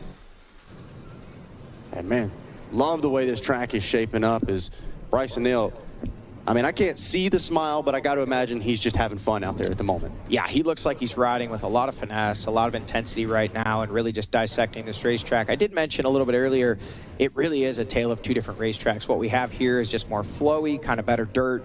You get over into the pine sections, and that dirt is just beat down from all the years of racing on it. It's very hard pack, a lot of rock mixed in. So when these guys get into these sections of racetrack, they really let those 450cc machines eat. They're just enjoying the flow of things, not so much tight turning between the trees. It's just flowy. You can really kind of carry your speed, and it is a lot of fun. So watching B. Neal pick his way through the South Carolina trees. Haven't quite been able to break out the timer to see whether that gap continues to grow or not. But man, hard to think it's not at least maintaining, if not getting bigger. Jackson, the guy, clear air is probably the worst nightmare for the rest of the field as far as what you don't want to see Bryson Neal having. Yeah, and it's so impressive the way Bryson can continue to push without anybody anywhere near him. He cannot hear a machine whatsoever right now besides his own, and he has no problem continuing to push that pace or maintaining that pace. Definitely not a rider you see slowing up. Bryson, kind of that perfect blend of physicality on the machine, but also letting the machine take the work. You don't see him overriding that bike, but in some of our other rounds throughout the season, especially in those super tight sections, you see him manhandling, if lack of better words, the machine around, almost scooting the machine on a dime sometimes. And that's the kind of intensity that whether he gets a good start or not, he's out there, he drops the hammer, and he gets it done no matter whether it's a first start or a fifth place start. The one thing that really impresses me about Bryson Neal, comparing and contrasting back to, say, 5-6 years ago before he started winning those titles, speed was never an issue for Bryson. He's a big, strong guy, throws that machine around. Now we see him ride with so much more finesse and so much more purpose. We seldom see him, whenever we talk about that, it's the announcer's curse, so I don't want to say, but you seldom see him put a wheel wrong. He could throw that machine around if he wants to, but he just finds kind of the smooth lines, the limit, and rides right on it. Never really goes over. We don't see the big mistakes out of Bryson Neal normally. He's just so composed, so efficient in the way he rides. His racecraft has come a very long way, obviously, through those last 4 championships runs, whereas before it was kind of like, okay, he's one of the fastest guys, if not the fastest guy on the track, but it seemed to always be something holding him back from the wins, holding him back from the championship. It was injuries, it was breaking the machine, and now he's just like a finely tuned clock, just taking off the wins. So darting his way through into a little bit of clear air as the fans trackside. Bryson Neal, obviously one of the fan favorites as well. Everybody wanting to surround the podium. They want, you'd be amazed what they're asking for up on the podium. They want the quad, they want his mechanic, they want it all. We've talked about it before. One of the biggest spectacles in GNCC racing, Mikey and I used to joke about, is when Bryson Neal comes back after the race to his trailer, a lot of the female fans will like to stand there and watch. And when he's done racing, I guess he's a fan favorite with a lot of the females here. But so this is him coming into the pro pits here, and he is no lock-in, no clock-in from what I saw there, but it was difficult. Oh, there we go. We got the nod in. Oh, it's on now. I was waiting for it. I mean, it is Valentine's Day. It's the least Bryson could do. Big happy Valentine's Day. Mikey brought it up. I've never seen it personally. I've heard stories about it, but he said he would go down there just to watch them line up on the other side of the repeater banner and watch after Bryson came in. I mean, the gentleman puts in a lot of work. There is Wyatt Wilkin in the number 2 spot. I tell you what, doesn't look like he's lost too much more time. It was 22 seconds at the completion of lap number 1 in a matter of just about another mile and a half. Look at that, though. Hunter Hart, that is Hart there in the number 3 spot on the 007, the James Bond machine, and he is now getting ever so closer to the back of Wyatt Wilkin there, and it looks like we may have a battle over that number 2 spot shaping up here very soon. Or can those two push the pace and close that gap back up to Bryson Neal? Well, and you've got to wonder, like you said, Wilkin seems to be maintaining the gap up to Neal. Hart seems to have maybe a tick more speed in that 3rd place spot. We thought it was Shadron, but absolutely, Hart not settling for the 3rd place spot. And got to think he's catching some glimpses of the number 5 now, and that's that's almost like dangling a steak in front of a rabid dog. That's bad news. You can start to pace, you can start to gap, and once you realize you're starting to close that gap, Johnny, you can speak on this. It's probably just that extra bit of motivation to keep it moving forward. Absolutely. So much easier to race in front of you than it is to try to race behind you. You know, if you're in the position that Wyatt Wilkins in, biggest thing he can do is focus on trying to close down that gap to Bryson Neal, but he is not close enough to see him. Hunter Hart is close enough that in a lot of these sections, he looks up. He doesn't see the long, flowing, luscious locks that we're used to seeing on Wyatt Wilkin, but he knows it's number 5 of Wyatt Wilkin ahead of him. He knows he's making ground, and that is a huge motivator to a racer that's putting out that much effort trying to close up the gap. Even when you see a bike length, you say, okay, I got him now. I got my hook into him. I'm reeling him in. And Hunter Hart is relentless. He rides so aggressively. He is just a fierce competitor, and he is going to throw everything he has here today to try to close that gap to Wyatt Wilkin. And very confident that if he is able to get to Wyatt Wilkin and he's able to get around, he won't stop there. He's going to throw everything he has at it to try to go after the number 1 of Bryson Neal. Well, and that does raise those questions of how hard is Bryson Neal pushing? Are we seeing 100% right now? Are we seeing the 4x4 champ maintain that gap where he's comfortable at? I was about to say Wyatt Wilkin, he's maintaining the gap, but it doesn't look like he's over the top aggressive. When that guy's really trying to move the quad around, you can tell he's putting a full effort in. Seems like Wilkin's able to maintain this pace for the moment without having to ride over his head. Yeah, and I think the same goes for Bryson Neal out front. I mean, I don't think we're seeing 100% effort out of him right now, and that is not by any means a slap in the face of any of his competitors. Oh, Adam McGill in the pits, and that is going to be a big time loss for the 521 machine. They're working. We saw him looking at the back end of that machine early on in lap number 2, and he is dropping time and dropping positions. Bryson Neal has now checked in with 2 laps complete. He is the only rider checked in, but here comes Wyatt Wilkin. What is the gap? We will refresh. He takes a look over his shoulder, sees the number 7 of Hunter Hart. So Wyatt Wilkin crosses the line. It'll take just a moment to update here. Hunter Hart definitely can see him there, though, now. He knows he's got his hooks into him. He's going to continue to try to reel him in. And I believe Hart, the 318 machine, 007 was Jay Shadron. That was our confusion right there. So the 318 of Hunter Hart in that number 3 spot. Went back to his amateur number.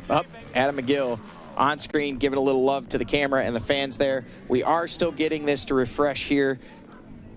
Saying hello to the pups, letting them know what's going on. I'll give you dinner when I'm done. The way he did his hands right there, it almost seemed like he was saying something was broke. Yeah, they're pushing on the rear end of the machine. Well, you got to wonder that instance with Merritt. Sounds like something bent, I believe the axle is what you said there, Johnny. Looking at the back end of the machine as well. I think a lot of this is some of those sneaky rocks. They're even catching me off guard how large they are. I've already broke a tie rod on my golf cart. We got some wacky scoring going on. We've got Brandon Owens 59 seconds back in the number 2 spot. So both Hunter Hart and Wyatt Wilkin not scoring that time through. That's why we didn't get that refresh. So we'll have to wait until they manually enter those and update those. Unless potentially somebody in our control room, OPAG, if they're able to take a look at that camera shot and get a gap for us. But right now, we'll just assume it looked to be around that 25-30 second mark. Sounds like they are going to check on that and give us an update. They are tightening up the axle carrier, the back of the swing arm there that holds the axle carrier, so that whole assembly spins. That's how you do your chain adjustment. Looks like it may have come loose, and they have now tightened it up, maybe made a chain adjustment, and it looks like the Gator is back out on track. No, the fans are going to be pumped up about that. Adam McGill announcing the final season of GNCC racing for him. And, man, the guy's just a fan favorite. It's hard not to love him. You see him walking through the pits. Still lets me know I'm his number 1 fan. And certainly good to see him back out on track. I keep trying to tell you, Zach, that is not what it means. Nope, but don't we'll ruin let you it. think. Don't ruin it. Hopefully the very kind ladies down at the scoring trailer are going to be able to update this for us so we can see some lap times. Looking at Kenny Schick now from our XC2 class, getting a little refuel. Levi Cohen on the fuel jug there. Kenny Schick was running solidly inside the top 5 in that XC2 class. We'll see where he's... Oh, a little contact there. It looked like almost going into the corner. Everybody wanting to not give up a position there coming out of those pro pits. It's so essential to get in and out quickly. There is James Galata, who we know was running back in about the 19th place spot last we saw in the overall. And it looks like, yep, still have him there in 19th, at least on screen. Live timing and scoring is still updating. We do only show 6 riders checked in with 2 laps complete, and that goes back to Josh Merritt. Again, Hunter Hart is showing in the 8th place spot back there with only 1 lap complete. We know Hunter Hart and Wyatt Wilkin have checked in. Their transponders not reading, or the scoring system's a little glitchy here today. But we'll get that all sorted out, and they have hand backup scoring to make sure everyone is scored correctly. But nobody's questioning who's leading right now. It's this man, the Bidwell Bullet, Bryson Neal, out front and tearing this big buck racetrack to pieces. So 57-21 leaving that camera shot. We'll see what the gap is back to the number 5 of Wyatt Wilkin if we stay with this camera shot. So watching and waiting here for the number 5 right on cue. There he is, Wyatt Wilkin. Oh, it's going to be about 20 seconds. So maybe even a little less, 18, 19 seconds. So Wyatt Wilkin making up some ground on Bryson Neal and Hunter Hart. That chicken wing, one of the few riders that runs a twist throttle. You can always see that elbow going up and down there. He does run a twist. Most of the other riders on ATV Day do run thumb throttle, so a big difference there. He's coming through, pushing hard, and trying to continue to close that gap up to the number 5 of Wyatt Wilkin. Hey, that is breaking news to me. I had no clue. Chris Borch as well. Really? Yeah, there was 3 of us, Hunter, Chris, and myself, and when I retired, it's just the lone 2 soldiers there. Chris has just always run a twist. Hunter Hart, dirt bike kid when he was younger. There is Brandon Owens. A solid ride for him on that Sturtevant Power Sports backed machine. Second year in this XC1 class. Was in the XC2 class for a number of years. Got some support from that Sturtevant Power Sports team, and they've built him some wonderful machines, given him the opportunity. He was actually down training in Florida with Chris Borch, so I'm sure he learned a little bit there as well, and he is riding very well. Then it is Jay Shadron there in the number 5 spot, and John Glauda Jr. in 6th. Stephen Harrell in 7th there. So as your top 7, check through here, 2 miles into lap number 3, in what's shaping up looking to be, 53 minutes for Bryson Neal. It's going to be pretty close on potentially a 4-lap race. We'll have to wait and see what the race directors decide there. There is Josh Merritt now coming through in that number 7 spot. We see Josh Merritt still on the charge, even dealing with a little bit of a bent-up machine, but certainly not enough to cause him to pull over. And you got to think, like we talked about, round 1, you want to get some points on the board. You want to get the best result possible just to get some momentum going your way. We talked about the DNF from Wyatt Wilkin last year. It does kind of suck the wind out of your sails right there, whether it's out of your control or not. It just is so hard to claw your way back here in GNCC. Well, if you're in Josh Merritt's position right now, the biggest thing is it is very hard to ride a machine, depending how badly that axle is bent. It's just it does affect traction with the wheel hopping, but the biggest thing is at speed, the machine is just shaking and vibrating. It wears out your arms, it wears out your body. You know, imagine trying to ride essentially a cement mixer. It's just shaking everywhere violently while you're riding it.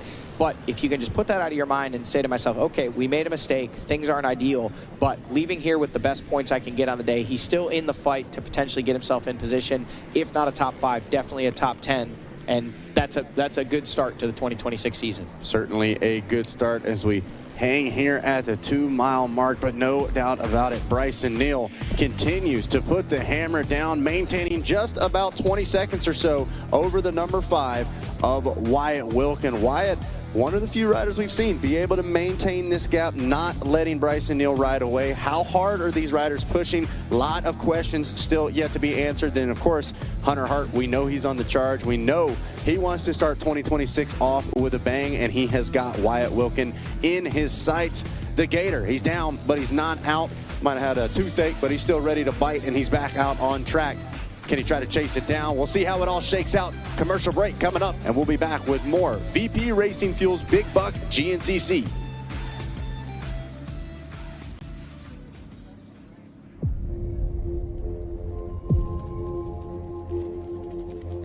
We've been there since the very beginning. 20 laps, the main event, the mud, the blood, the beer. Organizing the industry and building champions.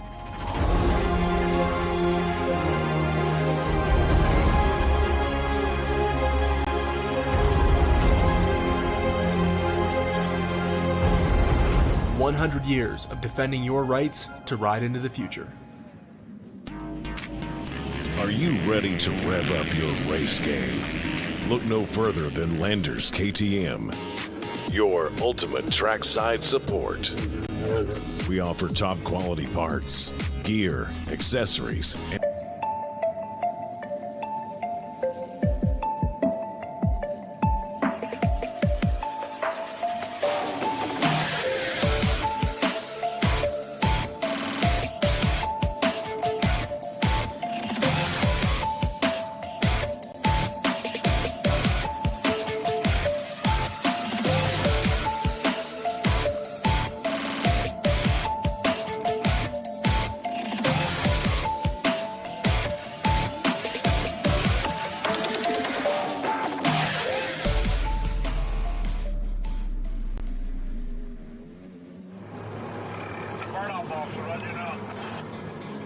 community, family, teamwork.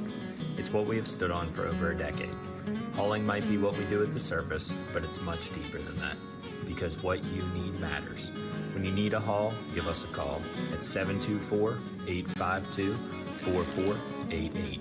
For 24 hours a day, 7 days a week, 365 days a year, we at JD Enterprises are prepared to serve you. Progressive GNCC Racing is brought to you by Progressive. Progressive could save you hundreds of dollars on your automobile and motorcycle insurance. Specialized e-turbo bicycles. It's you, only faster. Rocky Mountain ATVMC.com. Get ready. Well, hello everyone, and welcome back to Union, South Carolina, the VP Racing Fuels Big Buck GNCC Round 1 of the 2026 season. Zach Herron, Jackson Burrell, and Johnny Gallagher hanging out and waiting on your leaders here at the 6 mile mark. If you're just joining us, it is the Bidwell Bullet. Bryson Neal trying to pick up right where he left off. Oh, you must have heard I was talking about him. There he is, Bryson Neal. Looking solid right now. This is exactly how you draw it up, man. If you're the Phoenix Racing Yamaha crew, if you're Bryson Neal, we talked about it earlier in the race, Jackson. Calm, cool, and collected. A lot of smiles. Very relaxed feeling. I feel like there's a lot of tension, a lot of anxiety that we see here at round 1. Does not seem to be a thing in that Phoenix Racing Yamaha crew. Meanwhile, once again, we see Wyatt Wilkin taking some alternate lines. I like the creativity number 5 is showing. And looks like Hunter Hart maybe he's made up another half a second or so. He's starting to chip away as he continues to just flirt with seeing the number 5. Not quite eating roost off the back of him yet, but you know he's on the charge. He's trying to track him down. Guys, little update here in that XC2 class. We have had a change for the lead. Braxton Gross has made his way into that number 1 spot, looking like he's holding about a 5-second lead now over Lane McCormick, and then another 23.3 seconds back to Elijah Edmondson, your early race leader. So a little shake up there. Top 3 have kind of inverted. It was Edmondson, McCormick, Gross. Now it's Gross, McCormick, Edmondson. So Braxton Gross on a charge, able to get to the front, but Lane McCormick hanging tough there. And then as we go a little bit further back, look at this. If this is correct, Harrison Lindsay out of the College A class on the screen in the 11th place spot. We do know that at least Hunter Hart and Wyatt Wilkin are missing from that, but still 13th place overall for Harrison Lindsay, the 557 machine out of Woodruff, South Carolina. One of those riders that's been down in Florida, training with Levi Cohen, putting in a big showing out of that College A class. And you got to go all the way down to 19th overall for Jericho Edmondson to get to the next A rider. Here we see Jay Shadron headlights there coming through, and he still has that pressure from the 712 of John Glaude Jr. trying to make moves, trying to work his way up through the pack after a less than desirable start for him. It just looks like it's easy to speculate here from the chart, but doesn't seem like Glaude has been able to make much of a move forward or backwards. Got to wonder whether he's not starting to pace Shadron for the moment, saving up a little bit of energy, and maybe got a spot picked out as we see Josh Merritt, as we know, dealing with a little bit of a bent-up machine right now, but still on the charge. And Johnny, you're the eagle eye. Can you see him doing anything to try to counter the feeling of what that ATV might be giving? Really not much you can do to kind of counter that, but you can definitely see in those camera shots it is hopping. Again, it's going to affect the traction, it's going to affect the feel of the machine, but all you can do is just put your head down, keep charging, try to click off laps, and hope that maybe some of the riders in front of you have issues of their own. But Josh is maintaining a pretty good pace for a bent-up machine right now and still running solidly inside the top 10. We did get a couple of updates there from OPAG, our producer Adam Gordon. Bryson Neal out front with a 19-second lead now over Wyatt Wilkin. So again, that 22 seconds on lap number 1, Wyatt Wilkin has chipped away at it just a little bit, gained a few seconds back. That shows he does have the pace, but he still has quite a bit of time to make up to get to the rear wheels of Bryson Neal. And here he comes now. That almost seems like it may be a few seconds less. We'll see if we can get a countdown clock there we don't have on screen, so we'll have to refer back to OPAG, and then 7 seconds back to Hunter Hart. Hunter Hart absolutely ripping, and you can tell he's pushing, still just not quite able. He can see Wilkin up there in the distance, but he needs to make up a little more time to really start putting the pressure on. Yeah, maybe, a couple tenths here, a couple tenths there, but not quite the big makeups that we saw from Hart maybe a lap and a half, 2 laps ago. So got to wonder, maybe starting to get the pit boards, hey, let you know so-and-so's coming. Got to step it up just a little bit, as it seems like Wilkin's now been able to match and respond. And just got word from OPAG and Race Control, we are looking at a 4-lap race here at Big Buck. So a 4-lap race. Johnny, does that change anything up as far as pit stop strategies? I feel like by now the strategy's been set. I don't think so. I think these guys, it's going to be a one-stop race for these guys either way, whether it's a 4-lap race or a 5, which we now know it will be 4.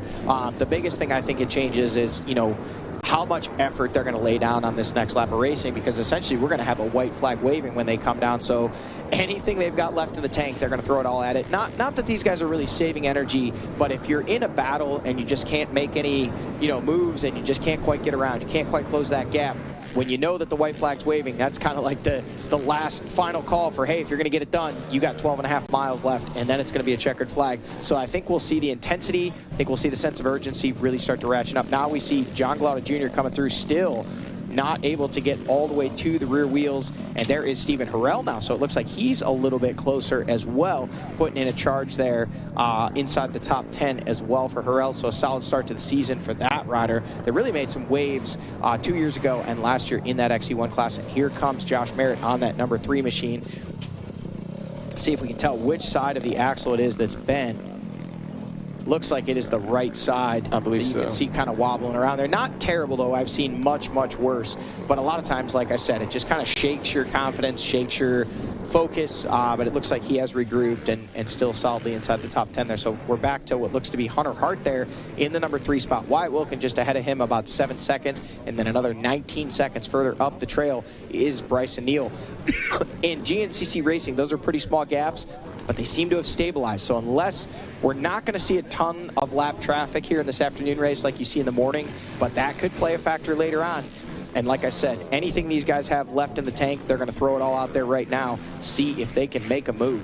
Yeah, I was going to say, not seeing almost any lap traffic so far in this race. Got to think, not going to be too thick into it now with the 4-lap race, but also, like we talked about, the lines a bit more open here. Maybe not going to be as costly when these riders have to try to find a way around lap traffic. I think that's one of the things that's going to be working well for Wyatt Wilkin. Multiple times, we've seen him taking different lines than the rider in front of him, and it actually kind of seems like he's a bit of the leader and follow the leader. All of a sudden people go, wait, he's going that way. You see him switch up. Some different lines seem to be working for the number 5. Yeah, and sometimes it's just about not even finding a faster line, it's finding a smoother line.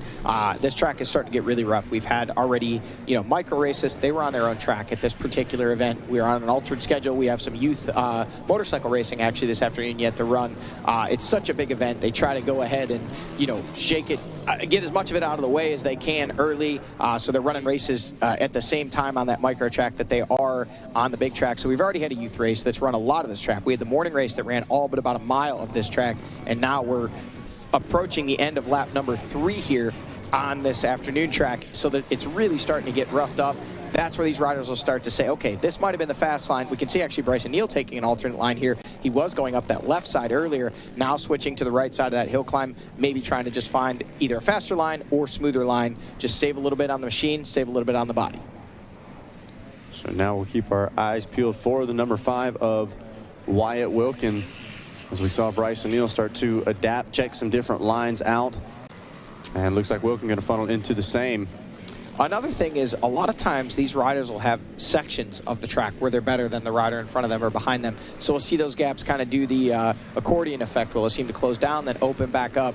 Different riders thrive on different sections of this and many other racetracks where they have a section that's kind of their favorite section. They've got some good lines picked out. They get a good flow there. They can make up a big gap, and then you get right to the rear wheels of the guy in front of you. Suddenly you hit his favorite section of the track, and he pulls back away. It can be very, very frustrating. Yeah, I believe just over 12 miles the course here this weekend, so a fair amount of time for give and take. Let's talk about this guy a little bit. Brandon Owens running strong in that number 4 spot, looking good, looking smooth, putting that power to the ground there in the number 4 spot with a comfortable gap over the next rider behind him there, rounding out the top 5. Should be coming up. Looks like it should be Jay Shadron on that 007 machine. Kind of in no man's land just a little bit, just out of touch with that top 3 group, and then as you can see, the gap pretty wide back to the 5th place spot. Yeah, that gap has opened up. Shadron was a little bit closer. It looked like Shadron had some pressure from behind. We did see John Glaude Jr. and Stephen Harrell both very close behind there. And man, yeah, those top 4 have opened up a big gap now. Got some fans back there in the woods here at the FMF Power Point, checking out the action, pointing those riders the best lines. And here comes, looks like Lauda has now gotten around Shadron, taking over that number 5 spot. And Harrell taking an alternate line, trying to make a run on Jay Shadron up the outside, not able to make it stick. But he is making his presence known there, Zach. Yeah, it looked like Harrell just a little off balance right in the apex of that corner. Wasn't quite able to keep the momentum rolling, but no doubt about it. Shadron knows he's there now, and this is the fight we've been saying we want to see out of Stephen Harrell. He's kind of a bit more on the soft-spoken side. He takes the lows and the highs very consistently, but we know what he is capable of as we see Josh Merritt make his way through. Harrell, a fierce competitor that we thought maybe was going to take that next step. I'd say he kind of took a half step last year. Still improved some, but I don't think it was quite what he or we might have been expecting. But this guy's consistent. We know he continues to work hard. He's not an excuse maker either. He puts a lot on himself. So good start for Harrell, and still in the closing lap and a quarter left to go. Plenty of time to try to make some moves as he's got 2 riders right in front of him. Well, you know, really, Zach, it shows how stiff the competition is in that XC1 class in GNCC racing. I mean, if you go back to 2024, Stephen Harrell was just a top 5 guy week in and week out, and the conversation was how long until we see him on the box. I mean, it's coming. He hasn't really had a big injury, hasn't had any setbacks, but it's like the class just keeps getting stronger. And even though he was on the rise coming up out of that XC2 class after winning a championship, you know, he just has not been able to match that intensity they had early in 2024. Not that he's still not riding just as well and working just as hard. In fact, he's probably faster than he was in 2024 and fitter, but everyone else has also upped their game. Last year, a bit of a struggle for him. Not a bad season, but still just not able to break through for nearly as many top 5s. Still has not got that elusive podium, but I think we see the future being very, very bright for Stephen Harrell. The future for Bryson Neal is a white flag in the hands of Ricky Towery. He is clicking off mile markers with about a 20-second gap over Wyatt Wilkin there in the number 2 spot. Looking like a little more sense of urgency than we saw earlier. Seemed like Bryson was just kind of in cruise mode almost. Don't know if he got a pit board potentially, letting him know that Wyatt Wilkin and Hunter Hart were back there just lurking. Almost looked like he took a look over his shoulder there, taking the opportunity to see, hey, is there anybody back there? You know, but we see a lap rider. Now we start to see some lap traffic moving out of the way, letting Bryson Neal come through. Tell you what, when you've got a rider like Bryson Neal on that Phoenix Racing Yamaha behind you coming, it sounds like an earthquake. The trees are shaking, the ground is shaking, and he has that machine revved out. You absolutely know that they are coming, and he is going to get out of the way, that lap rider, and let him by there. So continuing to lead the way, Bryson Neal ever so closer to the completion of lap number 3. White flag will be waving, meaning one more lap, 12.5 miles around this big buck racing track here, and we will be having a first round winner. And right now it's been Bryson Neal from the very first turn. Yeah, it's sometimes funny to watch those lap riders, especially here on the ATV side where they're a bit more stuck in their lines, because sometimes it's just wrong place, wrong time. Bryson Neal's right behind him, or whoever the leader is, and the poor lap rider, they want to get out of the way, but they just can't. And so, but most of the time they do a great job of kind of spotting, seeing the leaders are coming up, getting out of the way, sometimes even cheering them on, clapping a little bit, as we see Wyatt Wilkin continuing to charge forward. In the number 2 spot, still don't see Hunter Hart there. We know he's about 7 seconds back. We can count 1, 2, 3, 4, pause. Oh, so that has opened up now. It looks like Wyatt Wilkin has definitely opened up that gap over Hunter Hart. Looks like it's more like 12 or 15 seconds now. So Hunter Hart putting in a good charge, but Wyatt Wilkin responding. This one far from over, though, with still a lap remaining. Hunter Hart is a bulldog. He is not going to give up. He's going to continue to push, trying to get to the rear wheels of Wilkin and make it a fight for that second place position. Now look at this.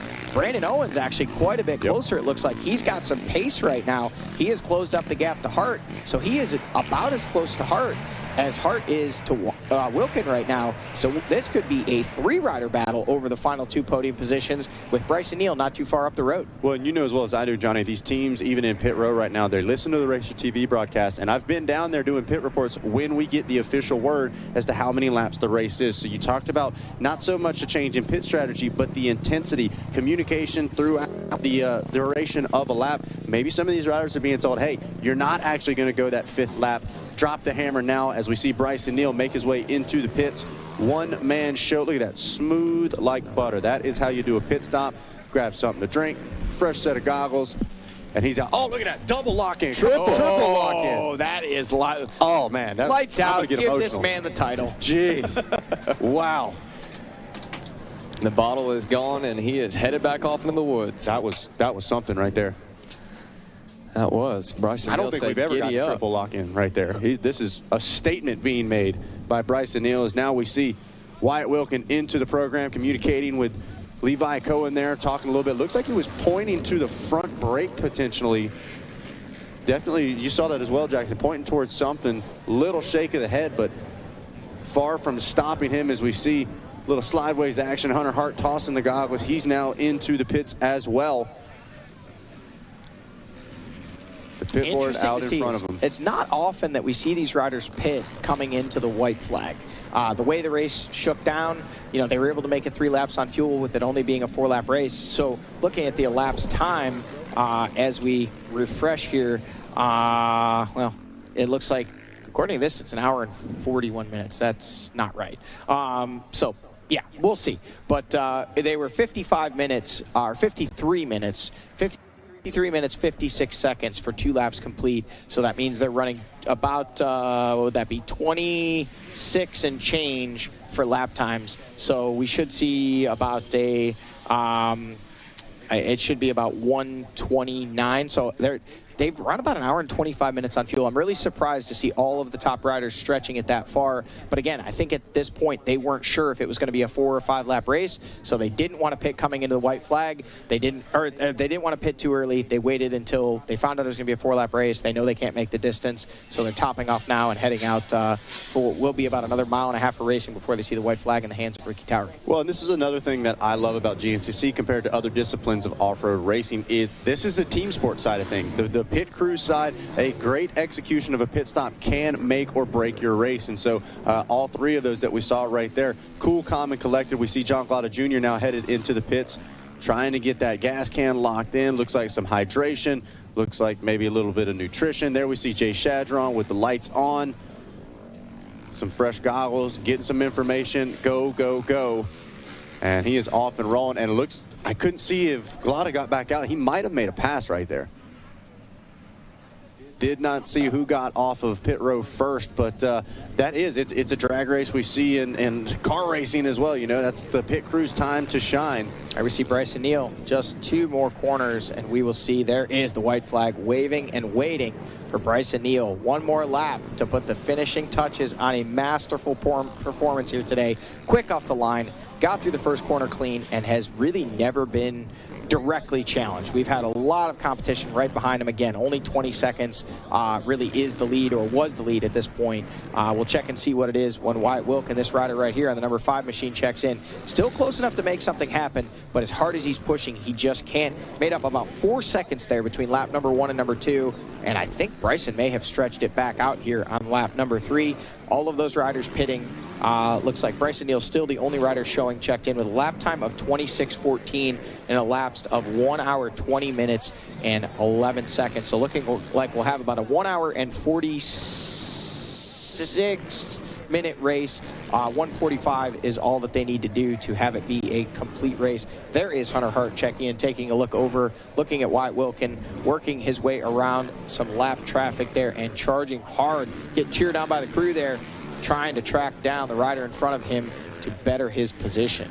Yeah, and I love the way this kind of open section where the scoring area is at. Great opportunity for riders to spot the guy up ahead. It was almost an identical gap between Wilkin and Hart this lap to what it was with Neal and Wilkin the lap before. So almost evenly spaced now, 1, 2, and 3. Well, and 4.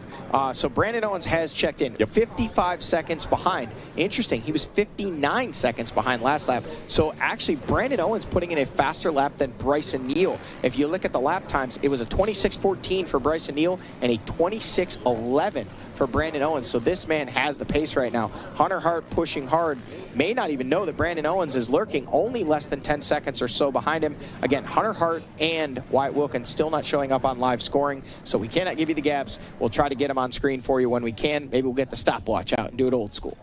Well, we talked about the mentality side of things. How much do you risk versus how hard do you push when you're that close to potentially the final podium spot? Got to think Owen's going to lay it all out here on this final lap within reason, not taking too many unnecessary risks, but seems like he's got the pace. He's had the momentum on his side. Now what's he going to be able to do with it with one lap left to go? Well, and if you're in the position that Brandon Owens is in, he's really cutting his teeth in that XC1 class.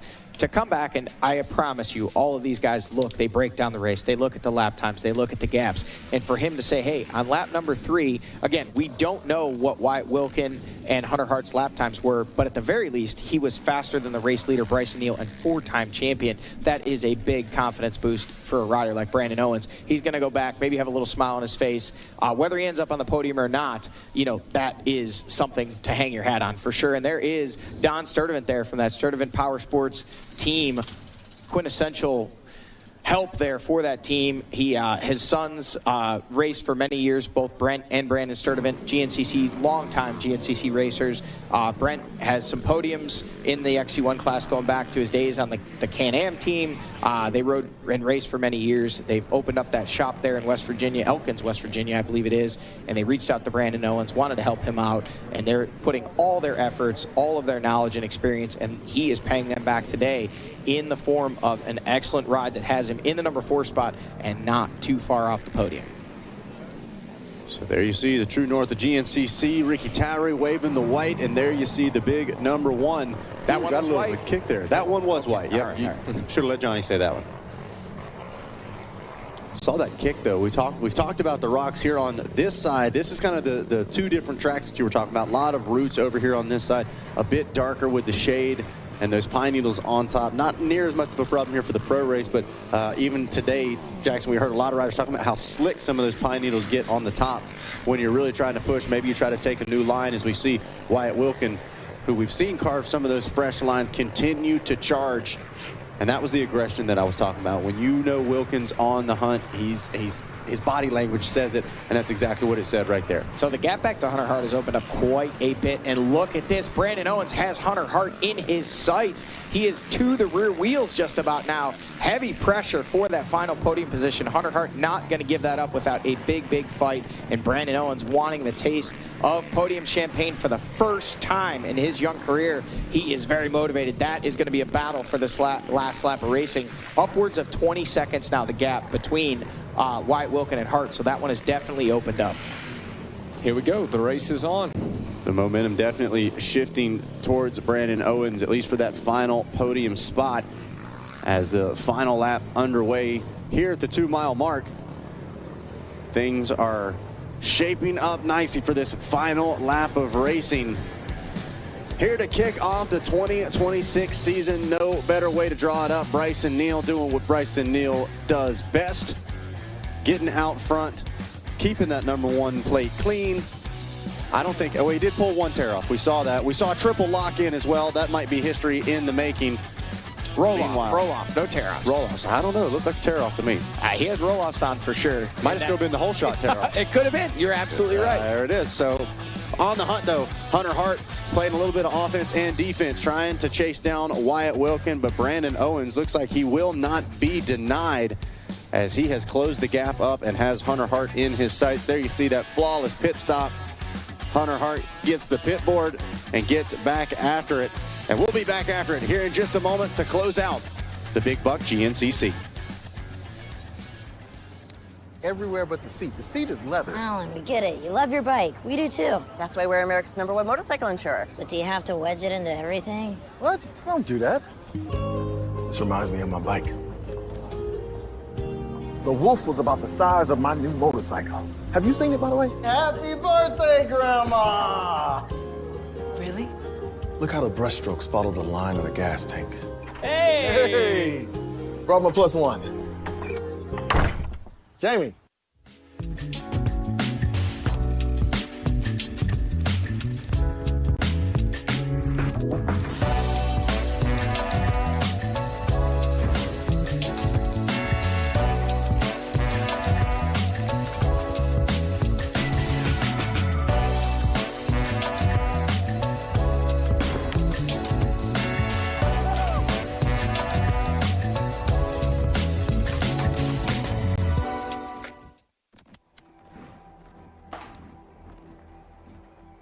Every generation believes they've invented the best way.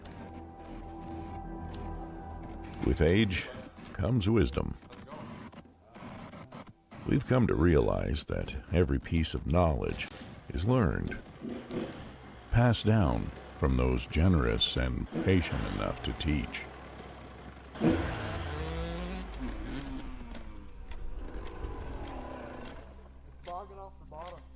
Let's take a look. Legacy. It's not about leaving something behind to be remembered by. It's realizing that the future lies within the next generation. Let's call it a night. All right. The nature of true progress is humbly building something bigger than yourself. Rocky Mountain ATV MC. This is our legacy.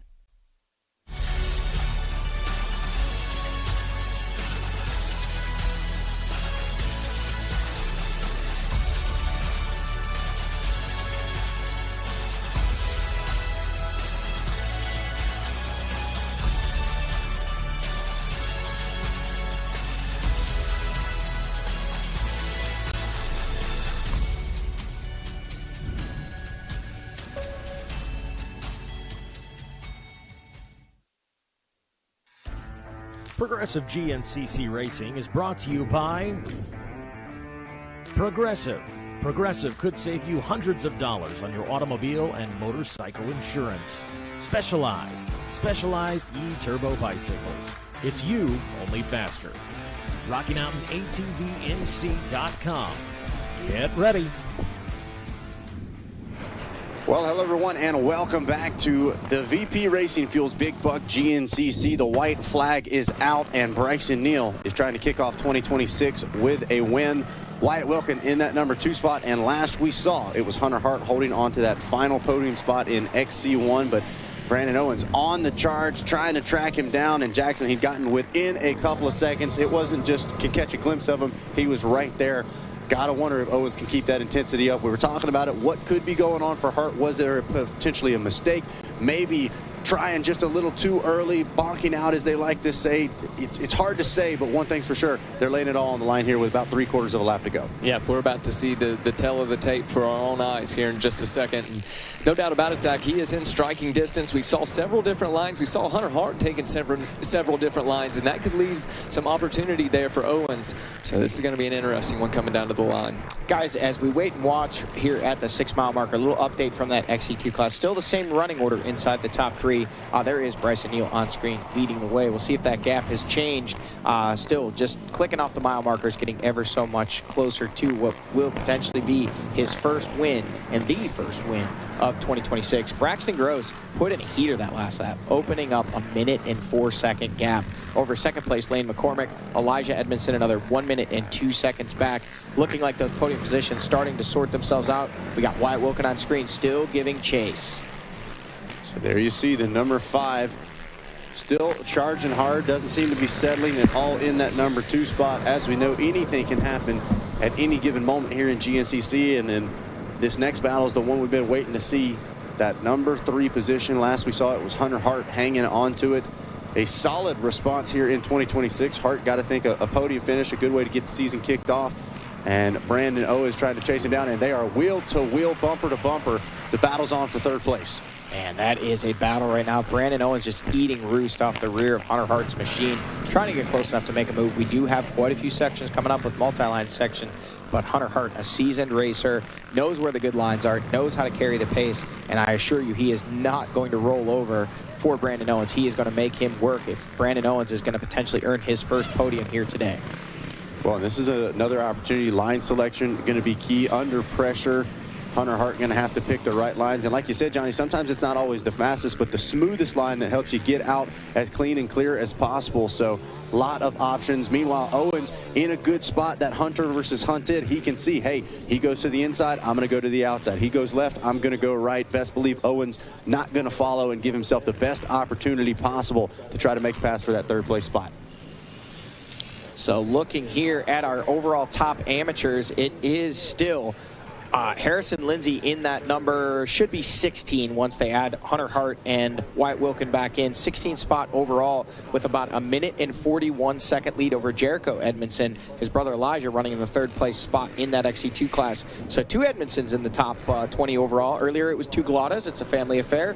Now it's 2 Edmondsons in the top 20 overall. Actually, Jericho would be 21st once you add Hunter and Wyatt back in there, but still a very respectable ride for that young man. About 1 minute and 41 seconds behind Harrison Lindsay. They're leading the way in that college A class. And those are the only 2 riders checked in with 3 laps complete of our top A class riders. So looks like those 2, if they can keep it going to the finish line, will be 2 riders on our overall podium here this afternoon. So shout out to them. Give them a little love on Racer TV. Continuing to follow along here for the Yamaha Racing live drone is Bryson Neal looking, I mean, what can you even say at this point? Even in these kinds of sections, we see the patience. He checks up when he needs to. He's just checking all the boxes right now. Triple lock in. Guy's feeling dangerous.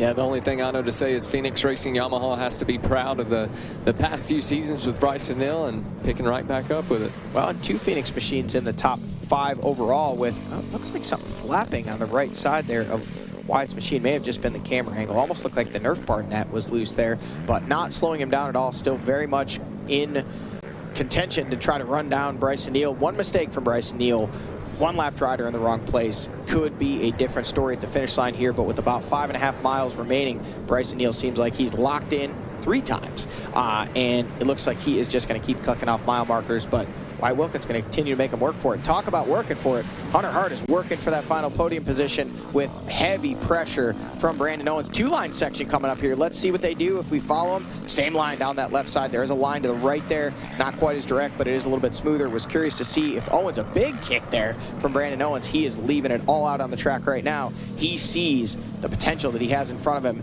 Never been on an overall podium. He's had some top 5s. I think he even had a 4th at one race last year. So right now he is equaling his best ever GNCC overall performance, but just in front of him, he sees that 318 machine of Hunter Hart and knows that he gets to pop bottles on the podium with one of you 2 fine fellas after the race if he can make that pass. Champagne shower certainly going to make it worth it, and we talked about it earlier in the race, the momentum that can be gained here at the start of the season. We could be looking at a new regular face on the podium. The difference between believing I can do it and actually doing it is night and day different. We see it.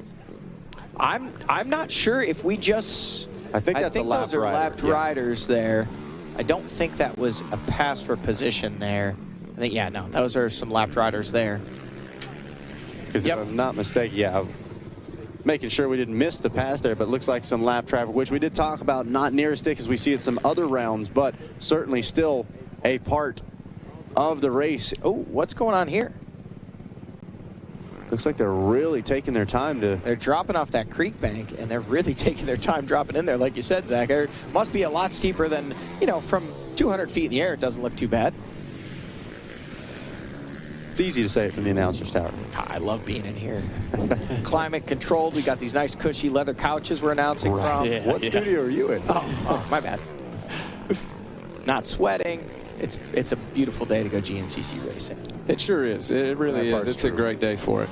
We'll just hope that this weather holds out for tomorrow. If you've stayed with us for near 2 hours here today, we'll do this again tomorrow. Okay, now here's the battle for that number 3 spot. Hunter Hart is in front still. Brandon Owens behind him. Again, another alternate line there for Owens, and we are really getting down to the nitty-gritty of it now. Brandon Owens running out of time. Hunter Hart doing a masterful job of defending that final podium position right now as we watch on screen from our Yamaha Racing live drone. Yeah, Hart kind of responding a bit to the pressure. Looks like he opened it up, but this is the yo-yo effect that we talked about. Lap rider trying to get out of the way. Meanwhile, Owens peeks to the right side there. Owens being very selective when he takes these alternate lines. Ooh, that one may have cost him just a little bit. Yeah, but he got a good run coming out. The corner. Seems like Owens is really opening the track up. You see he's taking those outsides and trying to carry his speed. Hunter Hart rightly so. He's doing everything right. He's trying to just keep those lines. You never want to leave an inside open. You always want to try to make these guys work for it. You don't want to just give them an easy pass. Look at this. Lapped rider in the mix. Hunter Hart in a one-line section, and Brandon Owens making a charge. Oh, Hunter Hart holds on to it. Brandon Owens still throwing everything at it, but Hunter Hart has a response for every move that comes his way. Wait a second. Oh, I saw it too. Charging down the hillside. Owens trying to show a wheel. Man, Owens doing a great job of staying in strike. Here it is. Here it is. Oh, man. Side by side. Brandon Owens got a heck of a drive out of that corner. He's doing a great job of staying within striking distance when he sees an opportunity pop up just a little too far back. Hunter Hart, it almost looks like they're in fast forward right now. Yeah, they are are absolutely pushing the pace right now. Owens reels it back in. Owens is so good in those tight sections. He comes from that Wexer series in Southern Ohio, racing Bryson Neal since he's been a young man. Oh, Owens got a little loose there, got a little kick, but he did not let out of the throttle. But he is just so explosive in those tight sections. Quick, tree to tree. I would argue I've almost never seen anyone as fast as him in the very tight sections of racetrack like this. He just has so much speed and intensity. A different line for him. Yeah, that one didn't work out. That was not a good one. But well, yeah, he got back almost to where he was, and here they come. Just a good drive up the hill.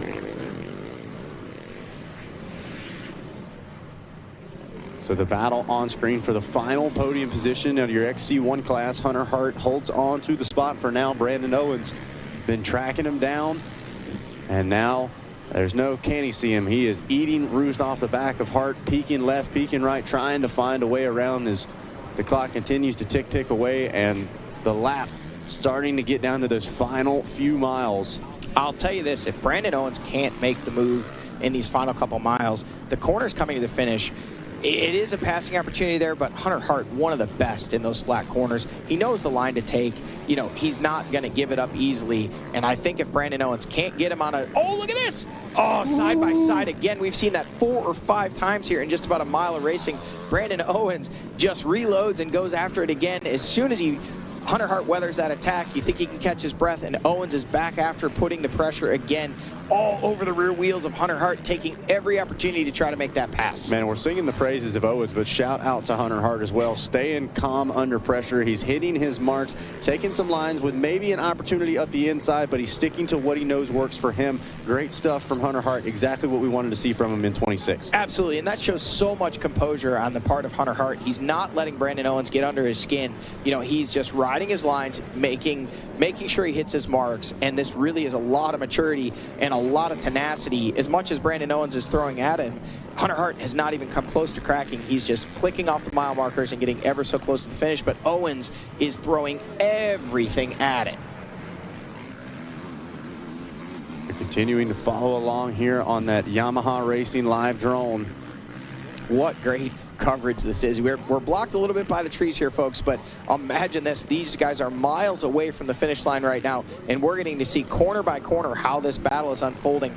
Big shout out to Gabe, our drone operator. Lapped rider in the mix. This could really change things up if there's a 2-line section, and it looks like the lapped rider moves out of the way. Both riders get through without being held up at all. Ooh, you want to talk about feeling the ground shaking when you've got a battle like that behind you. All you want to do is sit back and enjoy the front row seat to watch.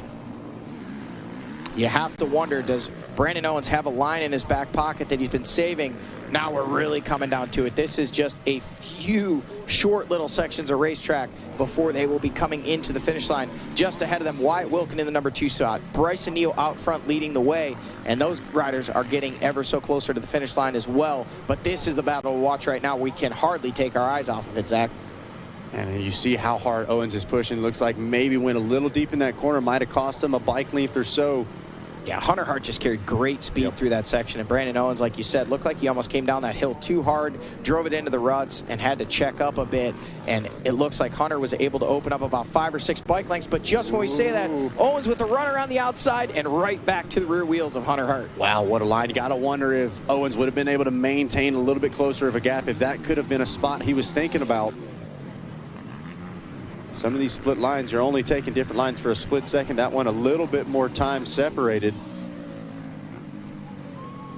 As look at, once again, he's right within a bike length or so in that slower, tighter corner. You talked about that being the strength of Owens. This is a game of inches right now. These guys are so close to each other, absolutely flat out. Heart rates are pegged. These guys are probably approaching 200 beats per minute right now, fully in the anaerobic zone. They are panting. They can hardly breathe right now, but they are pushing split screen. Now we go to the 11-mile marker, and Bryson Neal is ever so closer to locking up his first win of 2026. Wyatt Wilkin there in the number 2 spot still, but the battle on the top screen is the battle over the final podium position. Hunter Hart stretches it out again through that section. He's got now about a 5 or 6 bike length lead over Owens, but it seems like every time Hunter's able to stretch it out, Brandon Owens just reels him back in, still staying about that 3-4 bike length. But let's keep an eye on this one, folks, because it is going to continue to be interesting all the way to the finish line. Ooh, Racer TV doing a great job. Knows we don't want to take our eyes off of this battle, but wants to make sure we know where the leader's at, as once again, side by side, we saw Owens show him a wheel, not quite close enough to make it happen, as both Bryson Neal and Wyatt Wilkin have now checked in at the 11-mile marker. I'll tell you what, Zach, this says a lot about both these riders' fitness and how much work they put in the offseason, because as hard as they're pushing, we have not seen either one of them make a mistake. It doesn't look like either one of them is tired. They are just throwing everything they have at it and battling each other right down to the finish line. And just as we said, that 4 or 5 bike length gap was opened up. Now it's back down to nothing. Brandon Owens right on the rear wheels of Hunter Hart, coming through the same camera shot. Owens actually having to check up there to not run into the back of Hunter Hart, and this is a battle. Man.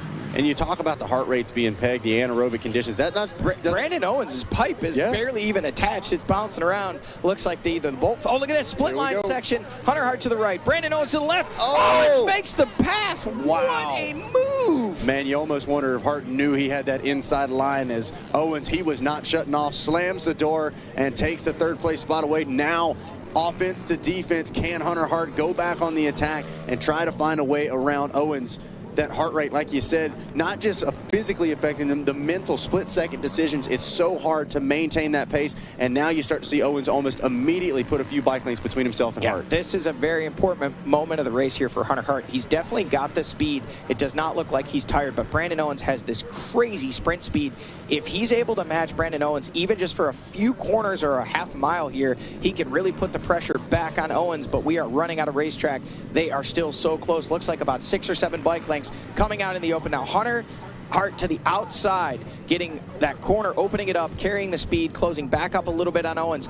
I don't think this one's over yet. Owens is not pulling away. Hunter Hart is throwing everything back at it and trying to get back to the rear wheels of Brandon Owens, almost next to him there in that section. But that line, he got there just as quick, but then he had such a tight corner around those trees. Brandon Owens opens it up now to about 15 or 20 bike lengths coming into our pro pit section. Brandon Owens is in the trees. Nowhere Hart can go. Oh, Hunter Hart makes the pass back as Brandon Owens gets back out of the tree there. Move. Hart back to the number 3 spot.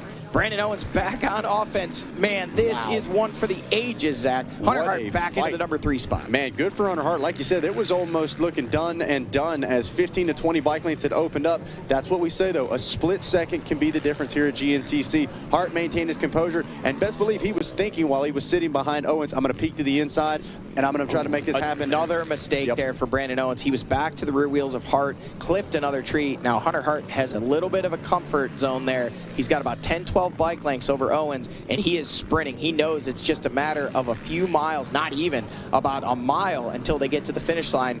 That may have been the nail in the coffin for Brandon Owens. He made the pass and clipped that tree coming out into the pro pit section, and as he was trying to get unstuck, Hunter Hart was able to kind of square him up, get the drive, and pass him coming out of there. But now look at this. Owens back to the rear wheels of Hart again. Ebb and flow, yin and yang here as Hart and Owens going back and forth. Just when you think one's got that final podium spot secured, whether it's a mistake or a charge from the other rider.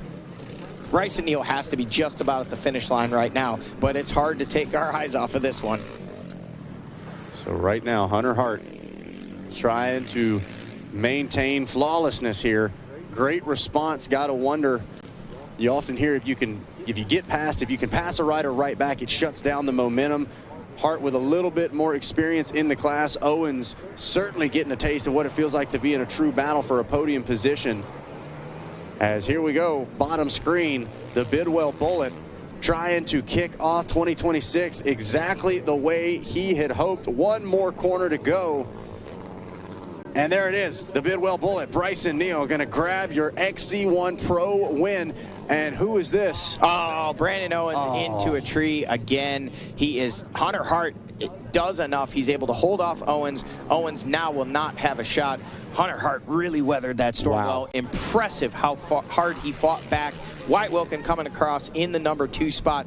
A great ride for this young man coming back, starting the season strong. A disappointing first round here in 2025, putting a stamp on it in 2026 on the podium in the number 2 spot. A great ride for the number 5 Stewart Brothers Racing rider, and we will wait and watch. Hunter Hart should be coming here in the number 3 spot, and he will not have the pressure behind from Brandon Owens coming into the final field section, because Brandon Owens clipping that tree, trying to make the pass, trying to get close enough, and Hunter Hart weathers the storm and will round out our podium, it does appear. I want us to try to get a camera shot of Hunter Hart when he takes that helmet off after he comes across the line, because he has been in an all-out war. Here he is. The last name says it all Hart here, as he never gave up. A little glance back. He knows that spot is his. Look at that. Hunter Hart gets the job done. 3rd place out of your XC1 Pro class.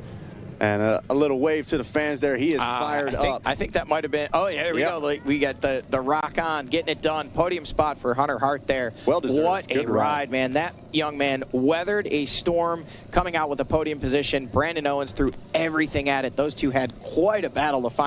The whole last lap, really, they were together. Hunter Hart looking exhausted, but he did enough, and what a ride. Brandon Owens, hats off to this young man. Absolutely. So close to his first ever GNCC podium, and just a few mistakes there in the final fractions of a mile of racing, costing him that podium. But what a ride there in the 4th place spot. See, looking a little disappointed, but young man, that was one heck of a ride. Yeah, absolutely. Laid it all out there, was going for it, and what an impressive ride. Hunter Hart, look at that, giving some high fives. I love the camaraderie here at the top level of GNCC. They're chatting it up, going back and forth. That's what it's all about. Wasn't long ago, Hunter Hart was only a few years into this XC1 class, getting some advice, and this is what it's all about. We love good racing. The competitors love good racing, and man, a ton of fun watching our top 3. Sounds like we might have Jackson Burrell standing by. Not quite yet. Oh, we were trying to grab some audio there from the riders, see what they were breaking down, but I can tell you what this is. Yeah, run us through it. Dude, bro. No, I'm sure it was, hey, man, that was a good battle. Looks like now we have Jackson Burrell standing by with today's race winner, the Bidwell Bullet, our 4-time champion and big buck winner, Bryson Neal. Yeah, guys, I'm standing by with Bryson. Bryson, new year, but it looks like the same Bryson Neal out there. Take us through your race day. Phenomenal, man, phenomenal. Kenda Tires made a switch to the program this year. They rocketed us off to a whole shot. That was huge, getting out front. This big buck track today, the dirt was perfect. It was pretty tight, to be honest with you. It was really flowy, really twisty at the same time. You really couldn't get a flow in 3rd and 4th gear like most GNCCs and really get up in RPM and really crank on it. You was a lot of switchbacks, a lot of left and right. We made a shock change with Impact Solutions and Elka last fall, and man, it was phenomenal. The bike's working great. I just got to say this. I've only rode the first week of January, and then I rode 2 days this week. That's all I've had seat time this whole year. It was a brutal winter. I was nervous coming in today. I knew I was in shape, but the first lap I started off slow. Second lap gained momentum, and every lap that clicked by, I just got stronger and stronger. And I'm kind of racing myself into shape right now, into that race pace, you know. So to get the whole shot, lead this thing wire to wire, get a win like this with the seat time that I got, dude, I'm on cloud 9. So I know from here, more and more seat time I get back home, get the weather good. We're sitting in a really good spot in this Phoenix ATV Yamaha. There it is, everybody. Your overall winner, Bryson Neal. Zach, does that count as off the couch, basically? Basically.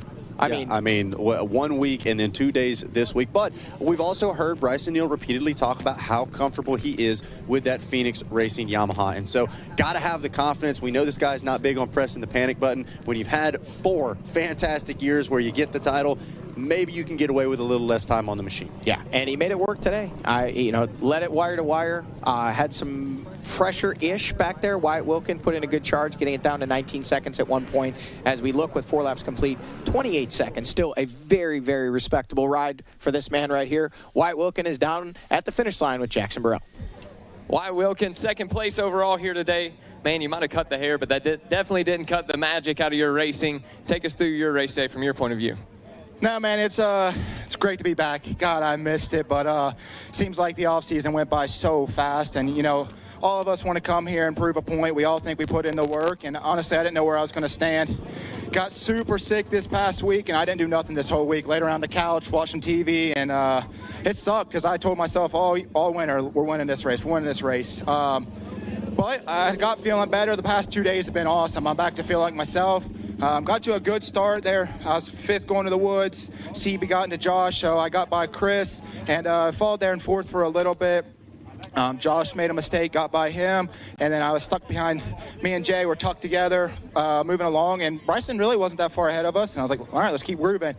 Jay missed the line, got him, and then I was just trying to figure out what I needed to do to get to Bryson, and pumped up super bad. So usually when you're doing that, you're gripping too tight, the nerves, all that kind of stuff. So I tried to let off the bars, kind of let myself settle in, and as soon as I did that, I caught a stump, put me right into a tree, and bent my front end. So my bars are going crooked, and I'm trying to figure out how to get the wheels to go straight. And I was messing with it for about a half lap, trying to make sure the bike was going to be all right. And I looked back, and well, there was Hunter. So I was like, all right, well, got to regroup here. So yeah, I figured out what degree I needed to hold to my handlebars to make it to go straight, and just chugged along, tried to keep the lead to a minimum. But Bryson still got it, and I'm still figuring it out. Just little things, dude. I keep saying it, just trying to figure it out. But to come here out with second, it's badass.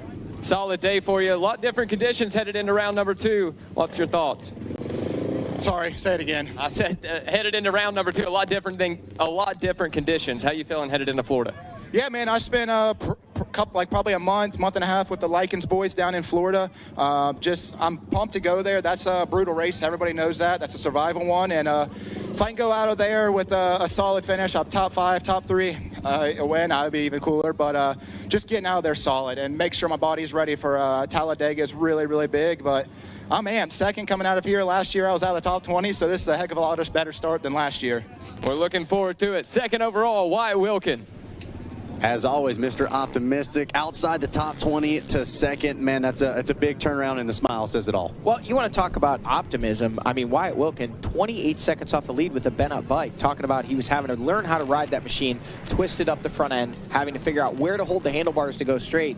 This man is a threat for race wins right now, let alone put him on a machine that isn't bent up. You can see that it looks like they've got the machine stood up there, or maybe that may be Josh Merritt's machine, hard to tell. They're checking out what's bent up there. Could be John Galato's. There's a lot of blue machines down there. Actually, that's not Wyatt's. Wyatt was on a darker colored black machine today. But nonetheless, 47 seconds back to Hunter Hart in the number 3 spot. Looks like Jackson is almost ready to go down there. And it looks like he's ready with our 3rd place finisher, weathering the storm, Hunter Hart.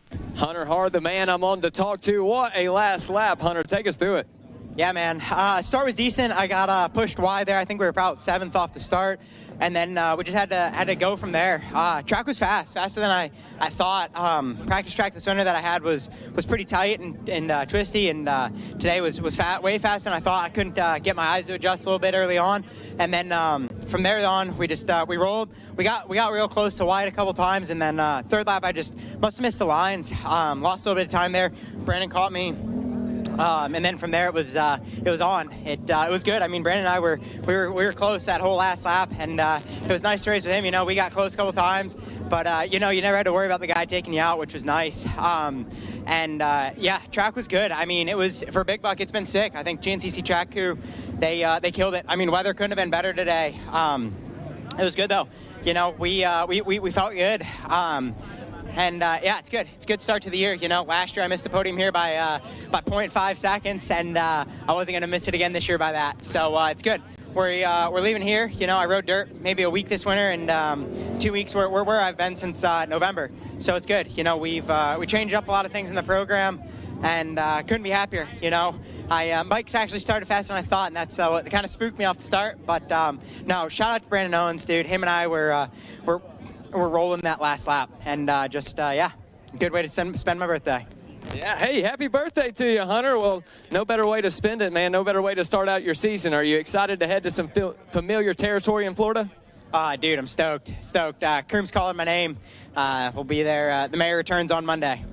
He's ready to go. That's your 3rd overall, Hunter Hart.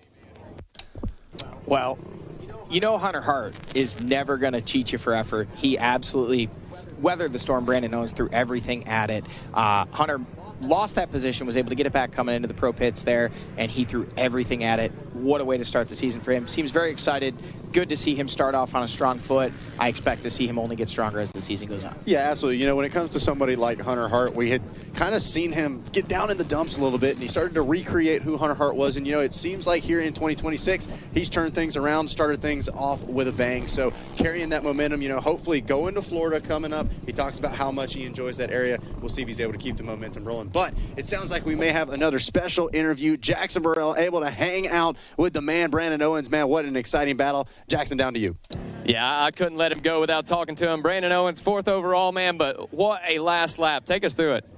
I was getting pit board saying Hunter was right there, so I was like, man, I really got to push. I was already wore out, but tried to push through it, still hit all my marks, and ended up catching him there beginning of the lap. And, yeah, just was kind of being patient, looking for a good place to pass, and ended up getting it probably about the 8-mile marker, and, yeah, made the pass.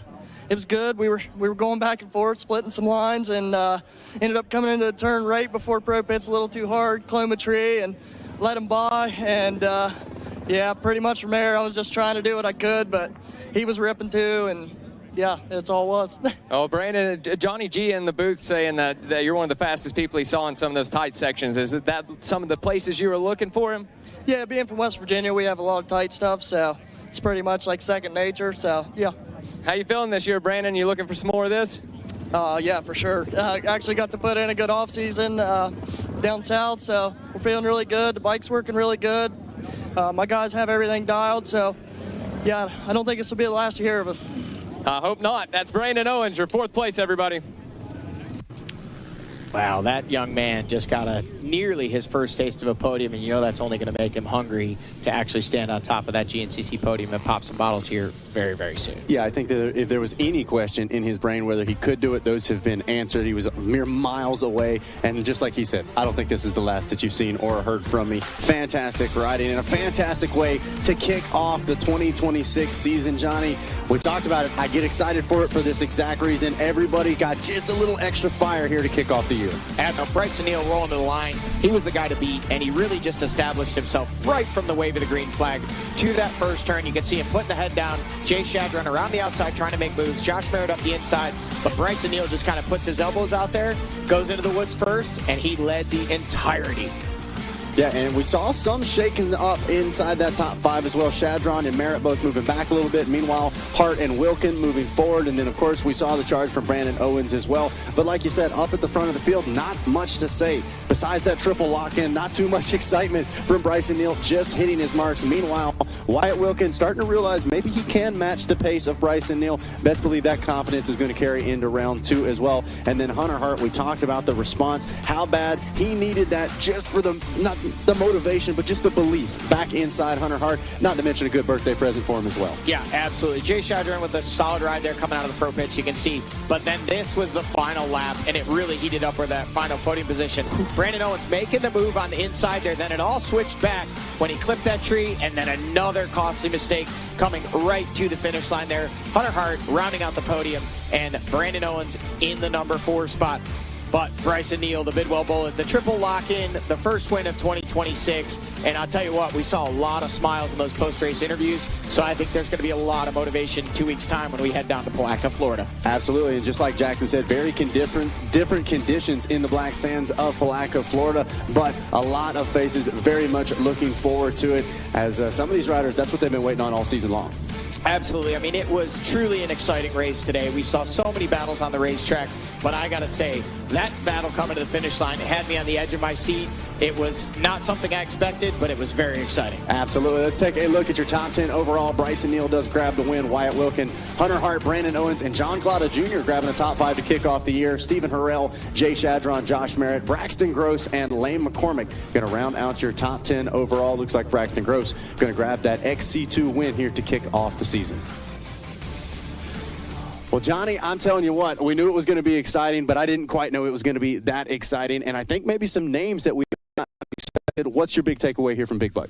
I mean, I think my big takeaway is while we expected Bryson Neal to be strong, I think in his post-race interview, and Bryson's not the kind of guy that's going to play mind games. He just flat out said, I got to ride a little bit at the beginning of January. I got to ride 2 days this week. So if he's coming in this strong, already winning races, man, it really sets the bar high. But he definitely had some pressure. I mean, Wyatt Wilkin was able to have a couple fast laps there. Brandon Owens, the fastest lap of the race, or the fastest third lap of the race there on lap number 3. So Brandon Owens impressive, Hunter Hart impressive, and a lot of other riders that maybe didn't have the day they wanted today. You know they're going to go home, look at the lap times, figure out the machines, figure out their program, and I think it's going to be really exciting when we head to Florida in 2 weeks. One of the big words you said today that sticks out to me, depth, and I think we've got plenty of it in the XC1 field. Josh Merritt, we know he was riding with a bent machine, still able to get a solid result.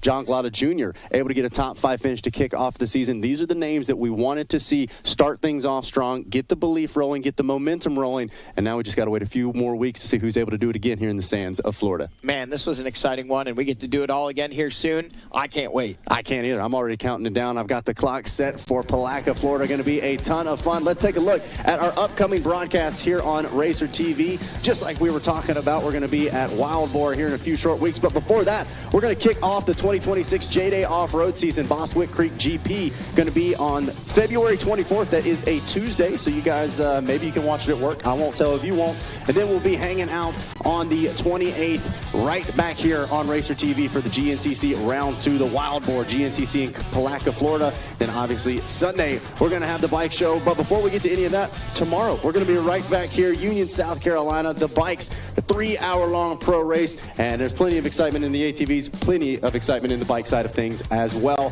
From all of us here at Racer TV, it has been a pleasure. Of course, our executive producer, Carrie Jo Russell, OPAG, Adam Gordon, our director, Don Hampton, our replay operator, Cameron Cotter, our EIC engineer in charge, Jordan McFadden, our second engineer, Jack Renner, our manager, Dan Reinhardt, our official sponsor, David Hollywood Gripe. I got a big shout out to all of our camera operators as well, Jack Renner, Mike Nichols, Dylan Atkins, Adam Atkins, Josh Hefner, Adam Arndt, David Montu, Dave Kelch, Brian Risch, and our drone pilot, Gabe Scholl. For Jackson Burrow and Johnny Gallagher, I'm Zach Herron. We'll see you guys right back here tomorrow on RacerTV.com.